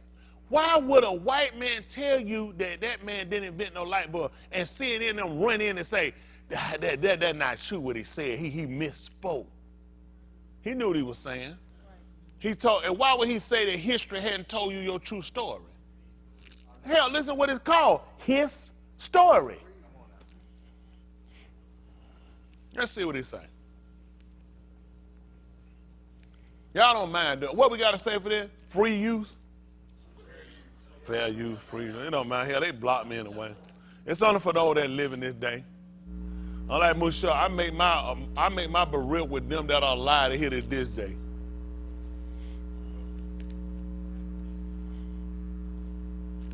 The white, turn that buzzer Why on. in God's name don't we teach history in history classes? A black man invented the light bulb, not a white guy named Edison. Okay? There's so much. Did anybody know before what's recently happened? That Black Wall Street in Oklahoma was burned to the ground? He lied about that too, didn't he? Anybody know these things? We act because we don't teach them. We got to give people facts. teach them what's out there. He lied about Oklahoma too. Huh? What was that? Oh yeah. You should have let that play too. I got to show everything. Therefore his ass failed. This what they do to you after you done told us that story. That's right. That's what happened. Yeah, do you guys ride bikes? Well, they have some that have this thing you put your toe in that constrains your foot so it doesn't slide off the pedal. When I was getting off the bike, it got stuck on the right side. Let's see it one second. This had to help me. He did. He couldn't get his foot, because he tried to put his foot down. You see, he went to the right, yeah. But see, that's what happened. They put some glue in there. They said, yeah, it's going to tell these niggas they invented the light bulb. We got something for you. But let me see, how he get that Oklahoma, how did he get what happened in Tulsa right though? Right. But see, and think about this. When did he tell you this? When he was running for office. Now he got now, you don't hear, see, white people know, they don't, and this is what they're going to tell you. See, history show, how history show, were you there? Everything white people told you, you telling me every time, hold on. Shit, write that down, I just picked up a stick. Write it down right quick. What time is it? And what's the date? It's 9/50 2022. Quit this shit. Y'all know good and well. No, good and well. My mom was born August 8th, 9th, and the 7th. Cause the damn midwife who assisted her birth, who helped with her birth, went to the hospital, went to turn her stuff in the courthouse a week later, and she got that shit wrong. Do you think I believe he white folk? She was there. This ain't that nobody told her. She couldn't figure what the 7th, 8th, or the 9th, and that was a week later. You think I believe these white folk would keep an accurate date and all say everything they write the shit right? No. We're going to celebrate your birthday 7, 8, and 9. You can have that. They're going to make up for President Day, Columbus Day, and damn Easter. Isn't that right? Is that a white holiday? What's another white? We're going to tell Veteran Day, Memorial Day. Yeah, that's too many days now. We can't remember. Columbus Day. But I just want y'all to understand that there are facts that are true about us, and they will argue the facts simply because you don't have the documentation that they fabricated and put in them. And the reason why y'all need to know this is because you can't be so susceptible because you read something. Okay, let's go with that, because it's in the book you're writing. So the cat was in the hat. Yeah, y'all laugh, I'm being honest. So a wolf can blow down the damn house. Hold on, this is not in a book? With an author. Is it in the library? Why you think it's in the damn library? There's a billy goat that holds down a bridge, nobody can cross it. You can throw some damn beans outside and they grow all the way to the cloud, and you can get out and walk your ass on the cloud and go in here and steal the giant food and come back down. Now, where are these books found at? What did it tell you? They're gonna talk about, but they separate them, fix the damn whole thing in him fiction. Just stop it. Quit, just stop it, because of the harder paperback. Don't let them folk fool you with this stuff. Everything has to be questioned. White people went back and put dates on things later. There was never a time where they had a BC, makes no damn sense. Let me see.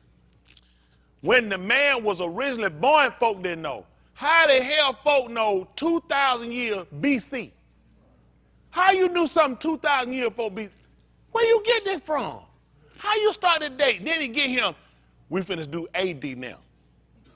Are you serious? A Catholic priest created this time frame in like the damn 1500s. Why our people ain't been told it? Do you know how serious, how retarded you look, walk around? That was it. Don't even mean before Christ. That's before Common Era.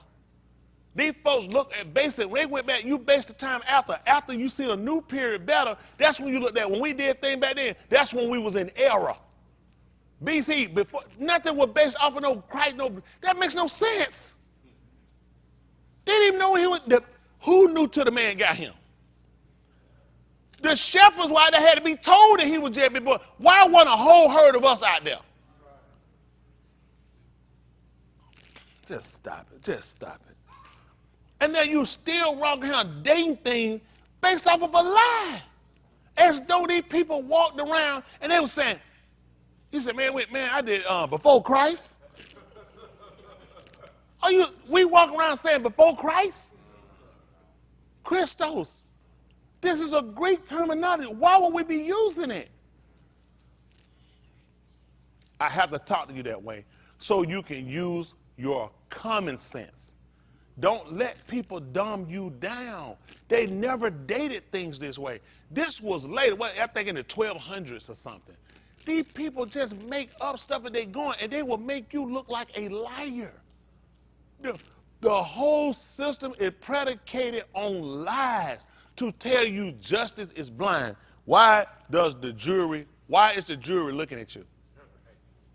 Why does the judge see you? Why do I have a blind lady outside? Why is my life in the hands of damn blind Stevie Wonder and Ray Charles? And we telling them, sir, look at the evidence. My ass is gone.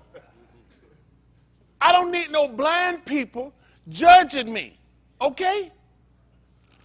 Okay, all right. I can't reach y'all, don't worry about it. Man sitting right there turning around and telling you stuff. Talking to you, looking at you, and now sold you that justice is blind. Is justice in there judging you? We in bad shape. We in bad shape. All right, come on. And we also asked them there, Shem, so as to inform you, and that we might katab down the Shem of the Anashim who were at their head. That's when we get scared. Let me get your name. What's your name? Let me get your name. We start, oh, hell.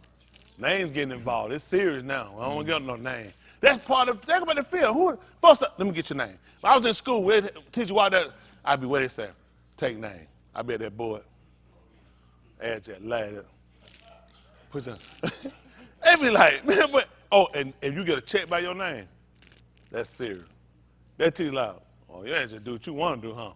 Your name on the board wasn't enough for you. You done went around and got, y'all, how many of y'all they tell you take the name?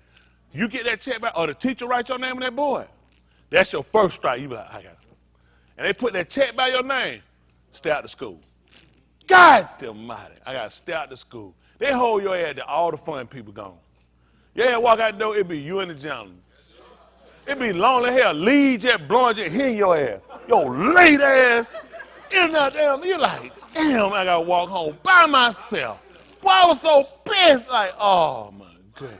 They hold your ass like they looking at the one to make sure everybody, like somebody reporting out there, ain't a damn human in sight. You're like, God. Look like they holler, let the dogs out. You're like, serious? The crowd help you because the dog can't pick out who to go after. That dog out waiting on your ass. And ass around in class again, Wayne. Got that check, I knew it. I know your ass ain't gonna do right. You ready? On your mark, go! And I know that, yeah, oh boy, I hate that. We had some dog make that go around, you be like, I need to go this short way, be like, I don't feel like playing with that dog. Go around the long way. You had that too? Okay, how many of y'all remember that? Y'all have a crazy dog, you gotta go the long way. They be like, that dog, go the long way, everybody gotta go around. You like, damn. I don't know why folks wouldn't put their damn dogs up. Like, I know y'all's probably sitting in your house watching her laughing. Why you want kids running for their life and hollering and screaming? All right, come on. Listen. Then they returned us answer, saying, we are the Abadim of the all of the Shamayim. You said they was on the what governmental system? We are the Abadim of the all of the Shamayim and the Arat, and are building the Mashakan that was built many Shanim ago, which a great Malak of Yasharal built and finished. Come on.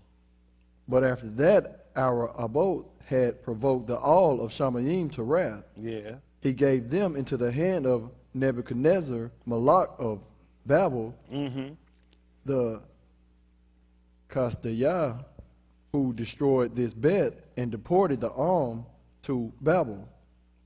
But in the first Shana of Koresh, Malak of Babel, Malak Koresh gave a decree to build this Beth of the Elohim. And the King James Version gonna call him Cyrus. That's his actual name is Chorus. Come on. Also the gold and silver utensils of the Beth of the Elohim, which Nebuchadnezzar had taken from the Mashicon that was in Jerusalem, and brought them to the Mashicon of Babel, these Malak Koresh took from the Mashicon of Babel, and they were given to one whose Shem was Sheshbazzar, whom he had appointed governor. And he said to him, take these utensils, go and deposit them in the Mashicon that is in Jerusalem, and let the Beth of Elohim be built in its Malchum. Then that Sheshbazzar came and laid the foundations of the Beth of the Elohim that is in Jerusalem, and from then until now it has been building and is not finished. Now, if it is to the Malak, let there be a search made in the Malak treasure Beth, which is there in Babel, whether it be so that a decree was given by Malak Koresh to build this Beth of the Elohim at Jerusalem. And let the Malak send to us his decision concerning this matter. Let me say something about this. I'm trying to get ready to let y'all go. And I know I seem to be somewhere all over the place. And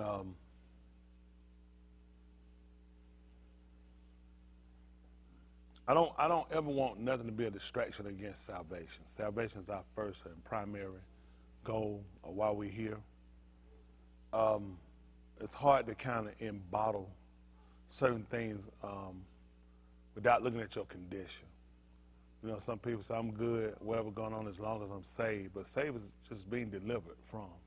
And my goal, I really want to see us delivered on more than one aspect. I want to see it from the Ruachni position, which is most important. I want to see it for our liberty for ourselves in the flesh while we're here. And I'm a believer that had, you know, the people who call themselves our leaders had laid out a format where it would entail that we needed that religious freedom and we needed that physical freedom. That the only way we were going to actually have ourselves to be that nation, that GUI that we need to be, was we were going to have to be separate from them as a nation. See, even with them going to do what Elohim instructed them to do, you see that they had to answer to people because they were under them. That's the problem you got. Now you got to wait on them to come back and let them make a decision. And it's a matter of, because think about what all this entails. It's not just a decision of letting you build it. This was a city they looked at when you were in it, you were fortified. And it was hard to get you out. So you putting it back could make you stronger. And you'll learn how to build your defenses based off the figures of your father. Notice they let them know this house that we're putting back was built by one of our great Malaks. And they let him know why. Both our fathers. When they turned him to wrath, he gave us over, and they realizing how to keep the house how to get the house to stand. Y'all got it? Make it where it's unpenetrable. You can't penetrate it. If we just hold to the doctrine, the teachings, if we go without faltering and wavering, the house will stand. He'll keep his own upon us, his eyes. Y'all got it? He'll take knowledge of us. He will fight for us and defend us. They don't want you there. Not to mention, that means we have to give back them goods. Because we also had a record of knowing our shit missing. See, unlike us, I just want to put the house back. I don't want nourishing. I don't need nourishing. No. Our shit sitting in Babylon. Then Koresh took it. It's know that you got it. Now, it came out this house. When we put this house back, you think we leaving our shit down? That's another reason to prevent you from building it. See, the reason why they don't want you to ever be a nation, the same thing they did is what they done to you. I'm telling you something else, and I told y'all don't, because I know y'all don't watch a lot of news. I had to watch a lot of news. But Iraq, Pyro, they're called, Iran, a bunch of these countries, all met in the Middle East, Mitzrayim. They had a major meeting. The meeting was about their shit. Did y'all know that? The United States had to turn their shit back to them. Oh, they all, listen, they had you seen it. They had to listen, they had a major meeting. This was major. They met in Iraq, and you know what they wanted? They shit. They said, y'all got to return this shit.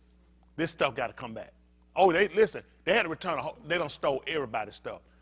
They looked at, that was their history. That was a lot of this stuff needed to return. When we sat down with it, you know what it's going to show? This really ain't your shit either. See, you got a lot of people who sit here gathering shit in, and they're only gathering because they're claiming the land they're in. They're not the original people. Everybody we dealt with was of color. Let's take everything off white folk, okay? All these people were black. There's no way those white nations were going to let us come in if they were white and they were going to marry with us and mingle with us, just like they were in slavery. In slavery time, white people were not marrying black people. You can sleep with them and you kept that pride. You kept that pride. Ain't no way in the hell they would let white folk marry no black folks, okay? That wasn't happening. Yeah, get out your mind. These were black people. All these people we were oppressed with in Babylon, all these people we dealt with from power in what they call Iran, all these people were black in what they call black. Y'all got it? Shakur is the color, what you gonna call it. They replaced all those people with these foreign people. Most of them people Russian mixed. That's why they can do business with Russia. These people Russian. The Indians, let me tell you something. This is what most people don't know. The Indians, India just proclaimed that they're doing more business with Russia than any other country. And you know why? Those damn people are mixed with Russians. That's why they're white. When those people came down from Russia, they came down through India, they broke down the dams that let the water cut the land. They mixed. That's why you had the black Indians and the white Indians, because they're Russian. That's why Russia, people don't realize, this is nothing new with Russia having such a footprint over there. Russia came in through India. They've been attacking these people through Turkey. They've been coming through. That's why these people do so much. Listen, the major vacation place, the most popular vacation places for Russian is Turkey. Why in the hell would white Christians make Turkey a Muslim country their most popular vacation place? Because they ass know they all Russians. Now, y'all can say and be dumb if you want to. These people, okay, y'all mess around if you want to. They don't, look, this stuff I'm telling you is facts. Look it up and see. See how they invaded. They came in through India. India and Russia just like this. And all these folks trying to figure why. Because they is Russian. All these people, listen, they moved everybody. No one is where they supposed to be. You ain't where you supposed to be. That's why it kills me when I see you this great American. Shit's scary. It's scary like these folks in India. All these folks claiming who they are. The people in Mizraim, these mixed people, what y'all think they mixed with? They ain't mixed with no African. These people all subplant. They took these people and placed these people. The last people to be moved over there were the Jewish people. That's the last movement of people they don't play. Ain't nobody over there where they supposed to be. Shit, look how light the Ethiopians are. How the hell you get that light that close to the sun? Because your ass been mixed. Because, those the east one. I don't give a damn what side you are. Your ass don't sit there and be that white no damn sun this high over your head. Them damn folks mixed. Everybody up supposed to be damn look like charcoal brick ass. Ain't that right? Shit, you supposed to be so black. The night supposed to cut the light on so they don't bump into your ass. You ever seen darkness with a flat light so they can see your ass? I know y'all out here, nigga. Listen, because these folks have mixed up. Nobody talks about this.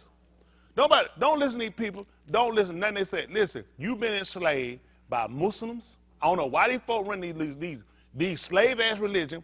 Muslim took your ass out here doing the transatlantic trade too.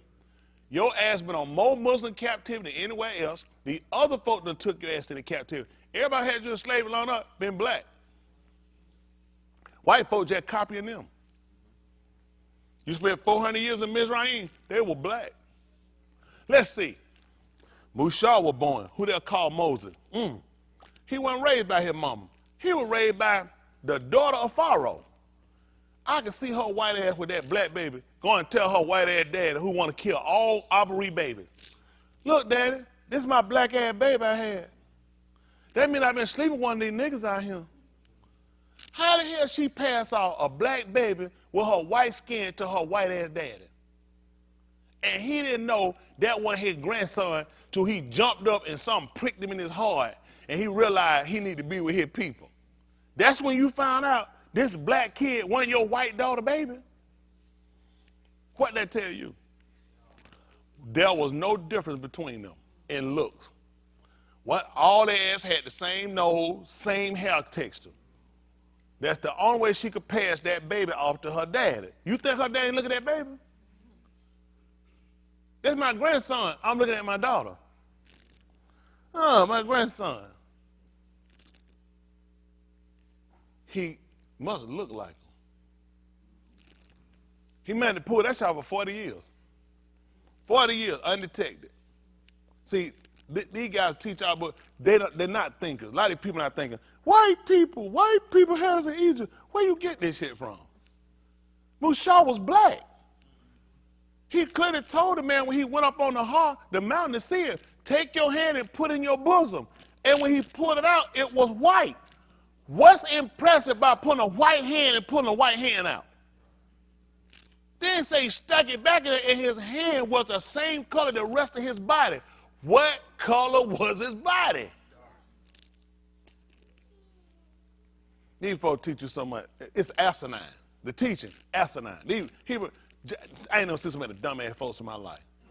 Esau white. Esau, let me see. His mom and dad the same color. Matter of fact, they cousins. Two black ass folk have a white baby. This shit ain't gonna be looking, folks ain't gonna be looking you funny as hell like their family reunion. When he walk around there, he pop that family reunion and he tell them folks that damn white boy his kid and his white black and he black as hell. This family reunion gonna, how it finna go? They finna laugh your ass right. They finna eat so many barbecue ribs, shit be hitting the ground, water, they gonna be spitting watermelon seed at your dumb ass. They say, no good, well, ain't your baby, the boy white. Cause this is the teaching. Unfortunately, this is how dumb these people are. And they're gonna teach you this man is white. This is so damn dumb. The man was hairy, reddish. Listen, you can have a black man with a reddish tone in his skin. We ain't talking about no damn red like that. Reddish tone in his skin. Do me a favor. Pull up images of black people with reddish tone skin and so I'm gonna show you unseen them. See, I'm gonna give that guy that. They're gonna show somebody that blood ass red. Don't be stupid. You know, good white man won't walk around blood ass red. He had a red tone to his skin. They should call Malcolm X red. Malcolm X wasn't light skinned. Look at his skin tone. These folk, these white folk mess with, who red? Cracker, why you think we call them redneck? That's when you know your ass need education. You can't afford to be that dumb, be on the street by yourself. Look at these folk here. Now them folk look like tomato juice. That's how stupid our people. Look at him. You ain't gonna believe what they call this man him. Wow. And now these guys are lighter than what he would have looked like. You can be darker and have a reddish tint to your skin. Look at him. Dog, if you notice, she has a slight reddish tint. You gotta really look though. Damn! You gotta look at her from the back. Yeah, if you look through her eye, they're red. But honestly, if you kind of look, but these are people that tell you they have a red, look, hot dog, but look, if you kind of look, there's a slight reddish tone to her skin. You see that? Darker skinned people. But see, cause they want to get you thinking red like the carpet is, red like the color is, cause they just make people just dumb. That's how they get us all the time. That's how our Sue skin would look. He was a hairy man. So first thing they look at, well, look at white folk. What they say about them? They hairy like dogs, ain't they? What we call them? Redneck. Esau was white. Stupid ass. I get tired of dumb people. Because they make us dumb. And we'll run behind these people and you don't realize you ain't never looked at that. You just a reciter. All they do is take somebody, sit out and get simplistic. They would have looked at him because the average quote-unquote black person doesn't have that red tint to their skin, and it was noticeable he has a reddish tint. Anybody got a true? Anybody got something truer than that? Just, do you believe Esau was a white man? No. Yeah, see that? That's hot yellow. That's hot yellow. I like my white woman. But but how many of y'all were told that Esau was a white man? And he was hairy, and that's all that. Look at the red again. He was red. He had to be white to be red, and he was hairy. Right? There are black people that's hairy. Look at Porky Mike. That's why his ass be sick. We don't swallow damn hairball. His beard just be growing and just going. He stays sick too much. But yeah, see, it's a lot of folks hair out there. But we had one here. There was a guy went here one time. He was so hairy. I ain't seen it, but somebody seen it. He had hair went out his back, and it came, and he was a snap in the middle like a onesie. He could snap the hair between that like a onesie. It went all the way up his stomach and went back down his back. There's some people like that now. So I'm just putting it out there. You don't see black people before. You don't see how they had the hair all on these, that's hair. But see, the first thing put in mind, hair, they'll never look at it. They always assume everything white. And that's what hurt us a lot of times. Everything, don't stop thinking negative about yourself all the time. All right? All right, listen. And the reason I had y'all looking at this is to just try to show, look at him. Now, if it is to Malak, let there be a search. Look, in where? Malak bed. In the Malak's treasure, which is where? Whether it be that a decree was given by the Malak chorus to build this Beth of Elohim at Jerusalem, and let the Malak send to us his decision concerning this matter. Because also what was going to happen when they went in here, and just show y'all something about the king treasure. This is the same thing that come down to where all your artifacts and your true fact. You go in that White House and look, a lot of your shit sitting in there. Yes, sir. Okay, don't worry about it. Let me tell you something else amazing. How many of you watched the movie National Treasure? Need I say no more? Who remember where one of his searches was at? You go ahead. Where was one of his searches at? Where? In the White House. Why would he be searching for national treasure in the White House? See, they'll make it kind of comical, and they'll let you look, your ass be laughing and playing, and they were going through, they have a library also. I think went to the Library of Congress. That's amazing. How many folks go to the Library of Congress and start going through shit and going through rooms? Because they try to show you, even move with cunt, because you be caught up on the cunt, laugh ass over. That's how you poop. Go look, next time you poop, see what you laughing. If you ain't laughing then, you laugh after. So it could be an after or before effect, or while doing it. But anyway, these folks don't try to get you to see. Why you think they're going to keep their place protected, fortress? Why you think they keep a baby the information?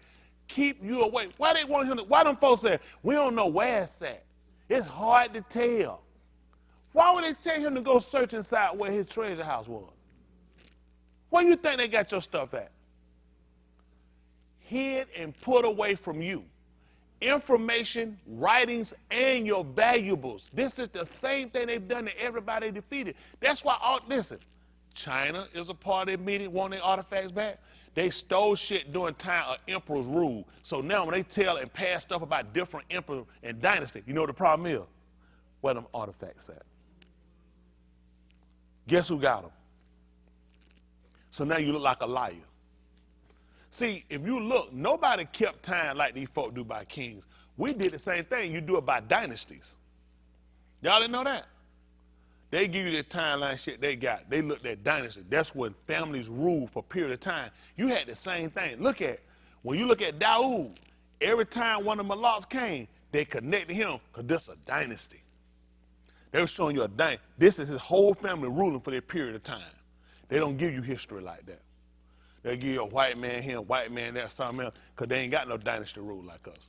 See, everybody else, look, when they put stuff down, they keep it by dynasty. That's why it's important to let you know whose son he was, because you're looking at dynasties. See, on time when dynasty, another family come in, another rule come in. That's when it changed. These folks don't look at it. They don't know nothing. See, white people show you stuff. They show y'all so much stuff on TV, you be so busy laughing and playing, you don't have no idea. They show y'all Indiana Jones. Look, he always looking for shit. White folk all the way behind hiding it. How many of y'all watch Indiana Jones? Who always behind going find the shit? Who always got the shit hid up, even when it's somewhere else? Indiana Jones and Last Crusade. Who had it? The Muslims? The Chinese? White man. Who's in that garden? That's how they get you every time, man. The Nazis were going, but the one he finally got, who's in that garden? A white man. A white man called a knight. Been here ever since Jesus was here. You can't beat these folks. Whole time the man said, old ass, got the soda. Oh, I've been waiting for you since Jesus drunk out the cup. He passed on, listen, he wasn't looking for no nigga now. He was waiting on his ass to come. White man, and then as soon as he come in and show you, one white man might mess up. You made the right decision. That's how they get you every time. Everything to make you look dumb. How many black people's in that movie? That movie wasn't supposed to. That'll be a fact. I'll show you white people. Showing you, and a lot of people don't know, Germany have played a part too with the enslavement of Africa. But they don't know that. They don't know why they tie them in. They just, listen, most of y'all don't know, Germany ass getting sued now. Y'all didn't know they suing them. They suing England ass, Africa coming all of them. They suing all their ass. They looking to take all the ass on the world stage and sue them for the atrocity, for the killings, for the robbery, for the theft of their goods, because their goods denote their facts. So you take away their facts, you take away their goods, you take away their facts. I had to talk to y'all like that because I want you to get angry enough to get up and be proactive. Stop being passive. Stop making me your enemy. Stop hating me and start hating your situation. Hello? I refuse to let somebody hold me down. I refuse to do it. I can't do it. My people been held down too long. I know, listen, I could be like a lot of you guys, and like people here don't say shit, just go on the flow with it and let it go. But that thing inside me won't let me do it. I'm not comfortable with my situation. I'm not comfortable with how they treat us. That ain't amount of money. They can give me $50 million. That ain't shit. That don't mean nothing to me. It still don't change the fact that these my people out here dying every day. It's my people packing them jails out. It's my people in them hospitals. Y'all, it's my people not getting the care. My people are overloading the juvenile facility. Y'all hear me? These are my people. These people look like me. And you be a damn fool for any celebrity, any athlete, anybody anywhere to think the shit okay because it ain't you. Your ass on deck. They taking out everybody. Anybody who think they free, they're a damn fool. Ain't nobody free. They're going to take down every one of them. They're going to take down every one of them from the top. They're going to take down everybody folk love. Kanye, Ye, I was respected by his name, Ye, he said he could get paid off the other way.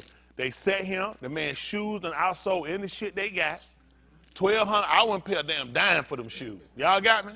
He couldn't pay me wear them damn shoes. But for some reason, you put a big price on it, black folk dumbass go get it and ain't got the money. True religion. Hell, you ain't even got no religion. Hell, you know what, a Buddhist on your ass. Some jeans for $1,100 from something. Your ass don't even know that's a religion. You ain't no damn Buddhist. The Buddhists don't even wear them. Get your ass some Mary J. Blige and sit down somewhere. Isn't that right? Hell, you doing some Buddhist. Go find a Buddhist. Try to get him to wear them. He don't even wear no drawers. Well, I'm trying to help y'all out and get y'all to realize just how bad your situation is, that everybody else keep feeding you these lies about yourself and making you think that you're wrong for being angry when you're the oppressed. You can't control my anger. Try to tell me when I should be angry, how I should talk. This, my ass getting whooped.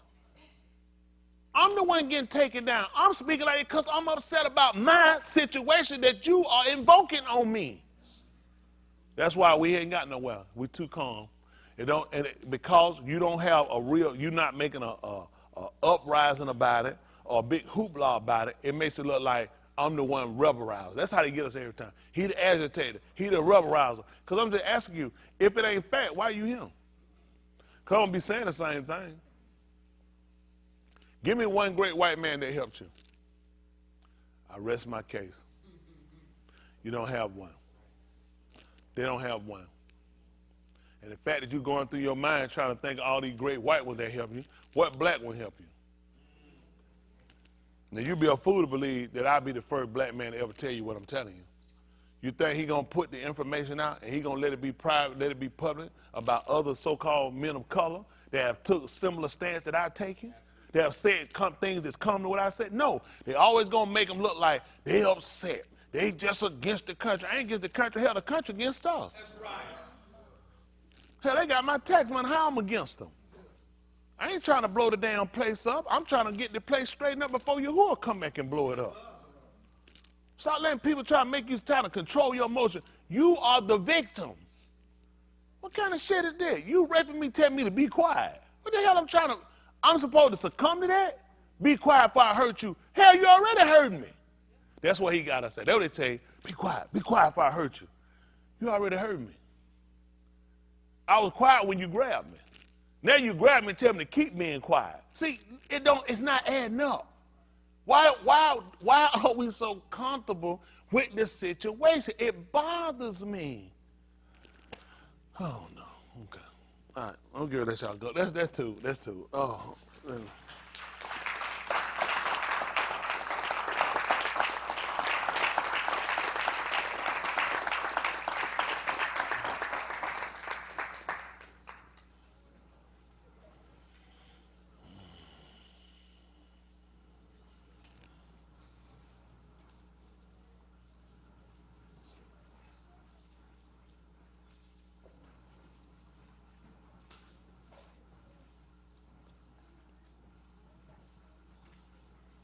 You know,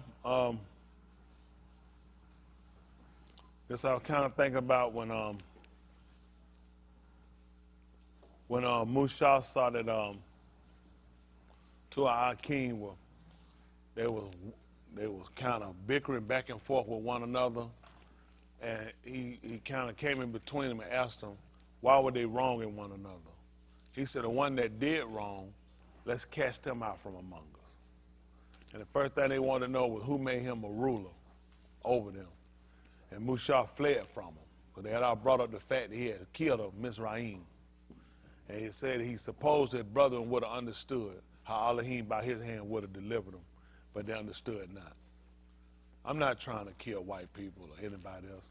I just want our people to just finally be a people with some dignity. I know we can be a better people than what we are to each other. And the only reason we're not, it's the pressure, everything you deal with. It's hard to be,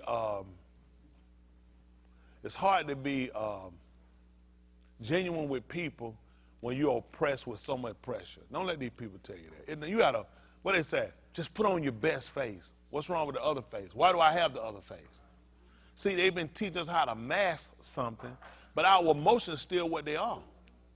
And that's what we've never dealt with our emotions about how we felt or how we feel about our situation.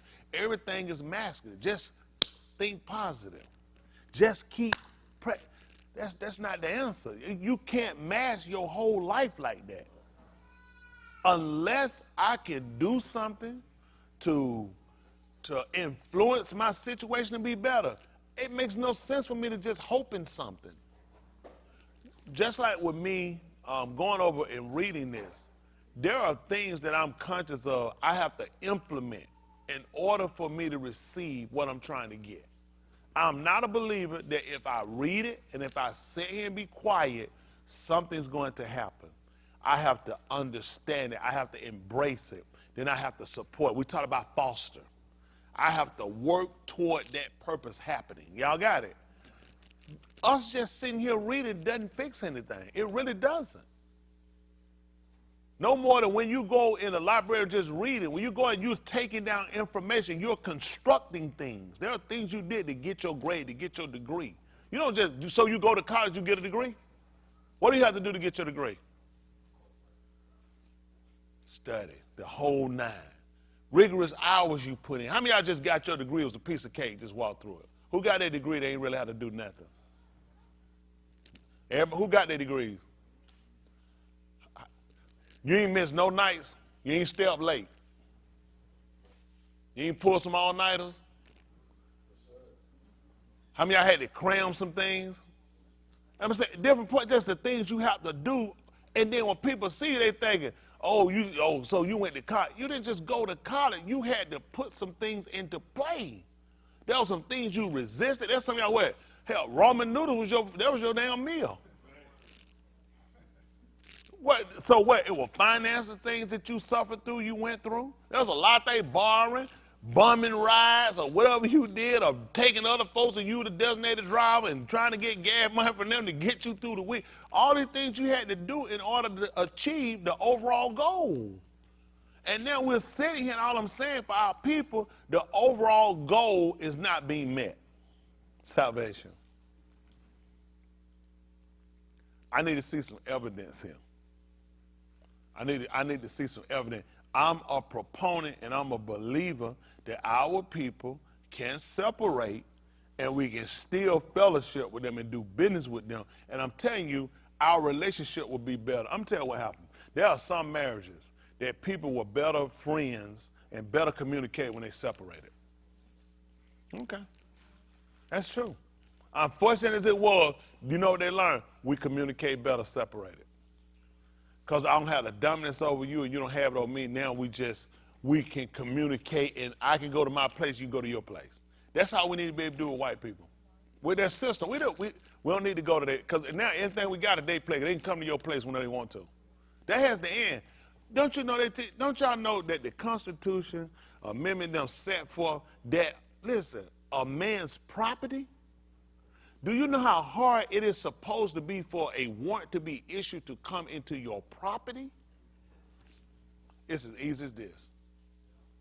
It's as easy as this. Do y'all understand? They intentionally set that up that a person couldn't just enter into your property. Even it was set to that.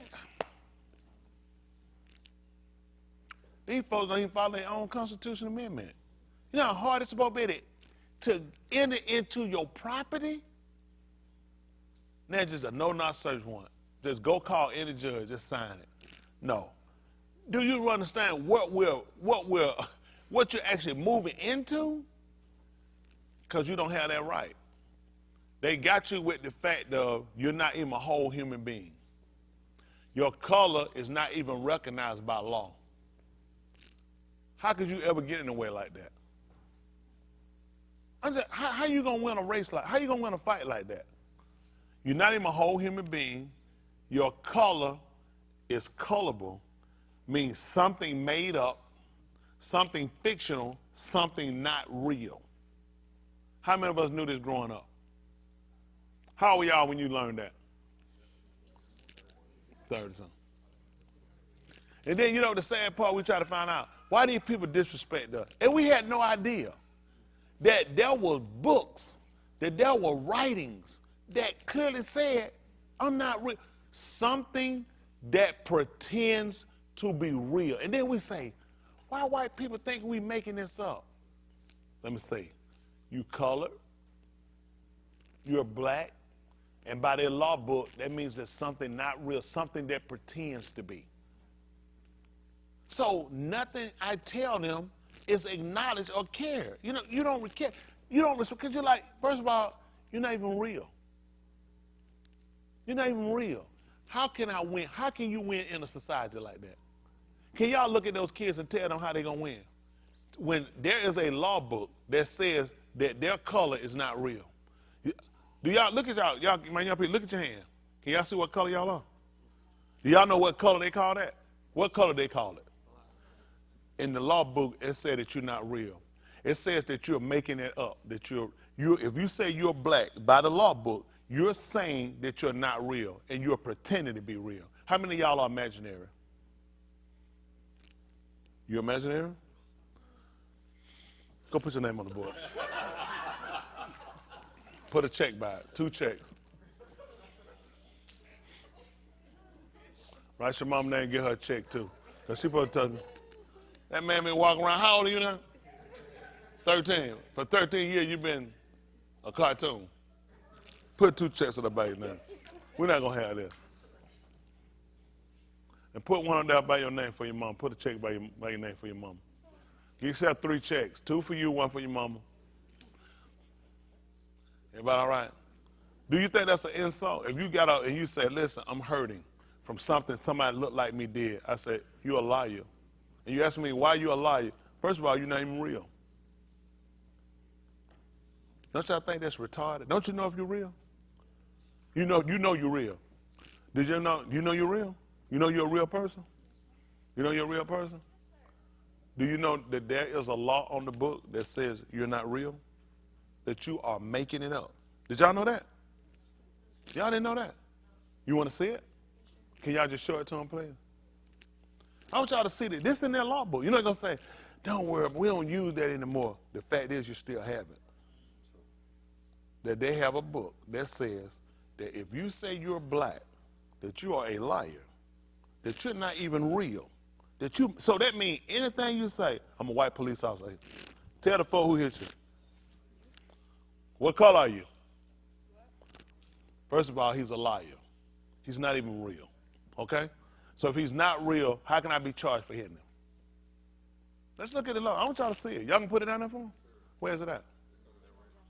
Jahid, if I come at that, Jahid, listen. Jahid, I'm going to peel your hair like I'm going to be crying. How many of y'all want to see? How many of y'all know how to peel an onion? How many of y'all don't know how to peel an onion? How many of y'all like to learn how to peel an onion? I'm going to try to do it. I'm going to take it here. I'm going to start the back. I'm going to pull it over to the front. I'm going to peel it like an onion. I'm going to be crying, too. Because you know how the onion make you cry? Just be snatching the skin off of it. Because Jahid is my enemy. Ain't that right? How many of y'all Jahid y'all enemy? How many of y'all trying to make the man cool? Jahid is our enemy. Oh, let's see this. I want y'all to just see this for yourself. I'll take a picture, but see, people say, oh, he wasted time with this. This all I want to tell you. Tell me, how can you be successful in a system that clearly puts you at a disadvantage? Look, this is what you say you are. They'll tell you you're colored. Colorable definition. Listen what they say. Legal meaning. This is the legal meaning.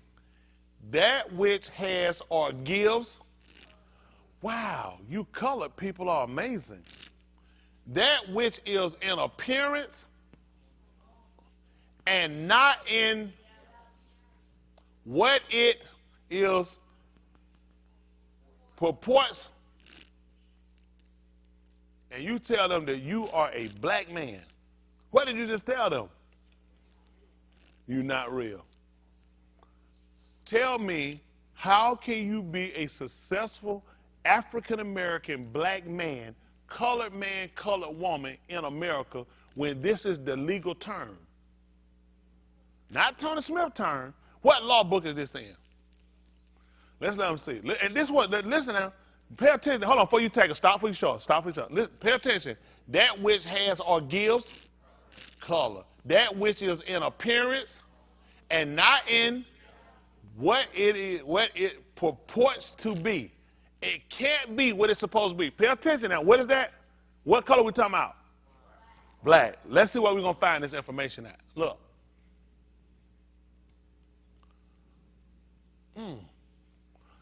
What's the name? The Law Dictionary. What's the name of the Law Dictionary? Listen. Featuring. Now, what did you just find out about black or color? How about the book called Black? The book's called Black's Law. Something that purports to be something but not actually is. A book that says that I'm a liar. And the book's called Black. That's when you know you're ignorant. That's when you know you've been played for a fool. They say, well, Black's his last name. It insults me altogether. See, unlike them, they get to make up their last name. They gave us ours. We didn't get to make up our last name. We got what they gave us. White people got the option. They can pick whatever last name they want. Dooney Bird. You can laugh about it, but it's an honorable name from white people. They get to choose it. You, on the other hand, they give you your last name. You, ma'am, you, sir, and me are slaves. Y'all got it? This is why I need y'all young people. How does this make y'all young people feel? To know that this is the legal term. Legal. If you go to court, that's the legal system, the judicial system. They're saying here, that which has or give color, that which is in appearance only and not in reality what it purports to be. So whatever you saying they have your little black behind, you, sir, you, ma'am, are a liar because you're not even real. Only in appearance. All right, I'm going to let y'all go. That's good. That's two. I just want y'all to say, hopefully, so what's y'all plan, young people? What's a good plan from that point? Since you already found out that this system said that you ain't even real. Does it make sense, young people, y'all to stay on a system that says you're not even real? Do y'all believe y'all real? Do you know you're real? You can't be. You're in this system. The system says you're not real. Whatever you say about you and your black skin, you, sir, you, ma'am, are a liar. Can you believe that? Whatever you say. How many of y'all cold right now? Black. All y'all liars. How many of y'all hot right now? What's your race? You're a liar. See, whatever your cause is, if I whoop you up and you say I beat you up, you ain't gonna believe when you go to court. You ain't gonna believe how they gonna come out. How y'all think they gonna work out? We go to court and he tell me I beat him up. What happened? Say what? He's telling a lie. You see why? Now you see, you know what we keep trying to figure out? How these white cops keep getting out from killing you? All I'm trying to get you to see, how you gonna win? We gonna take them to court. We gonna go to Supreme Court. This is the book that they use. And the book say you're not real. So your cause is not real. Your case is not real. They're going to tell you, black people want case, because you got to make them think they're winning. But don't be stupid, folks. This is why you need your own system that respects you, that acknowledges you. You got it? You're not going to win here. Quit trying to win with these people. It's not for you. Let them have it. That's two. Y'all give us down. Give Mr. Hood a hand clap. I know y'all ain't going to do nothing.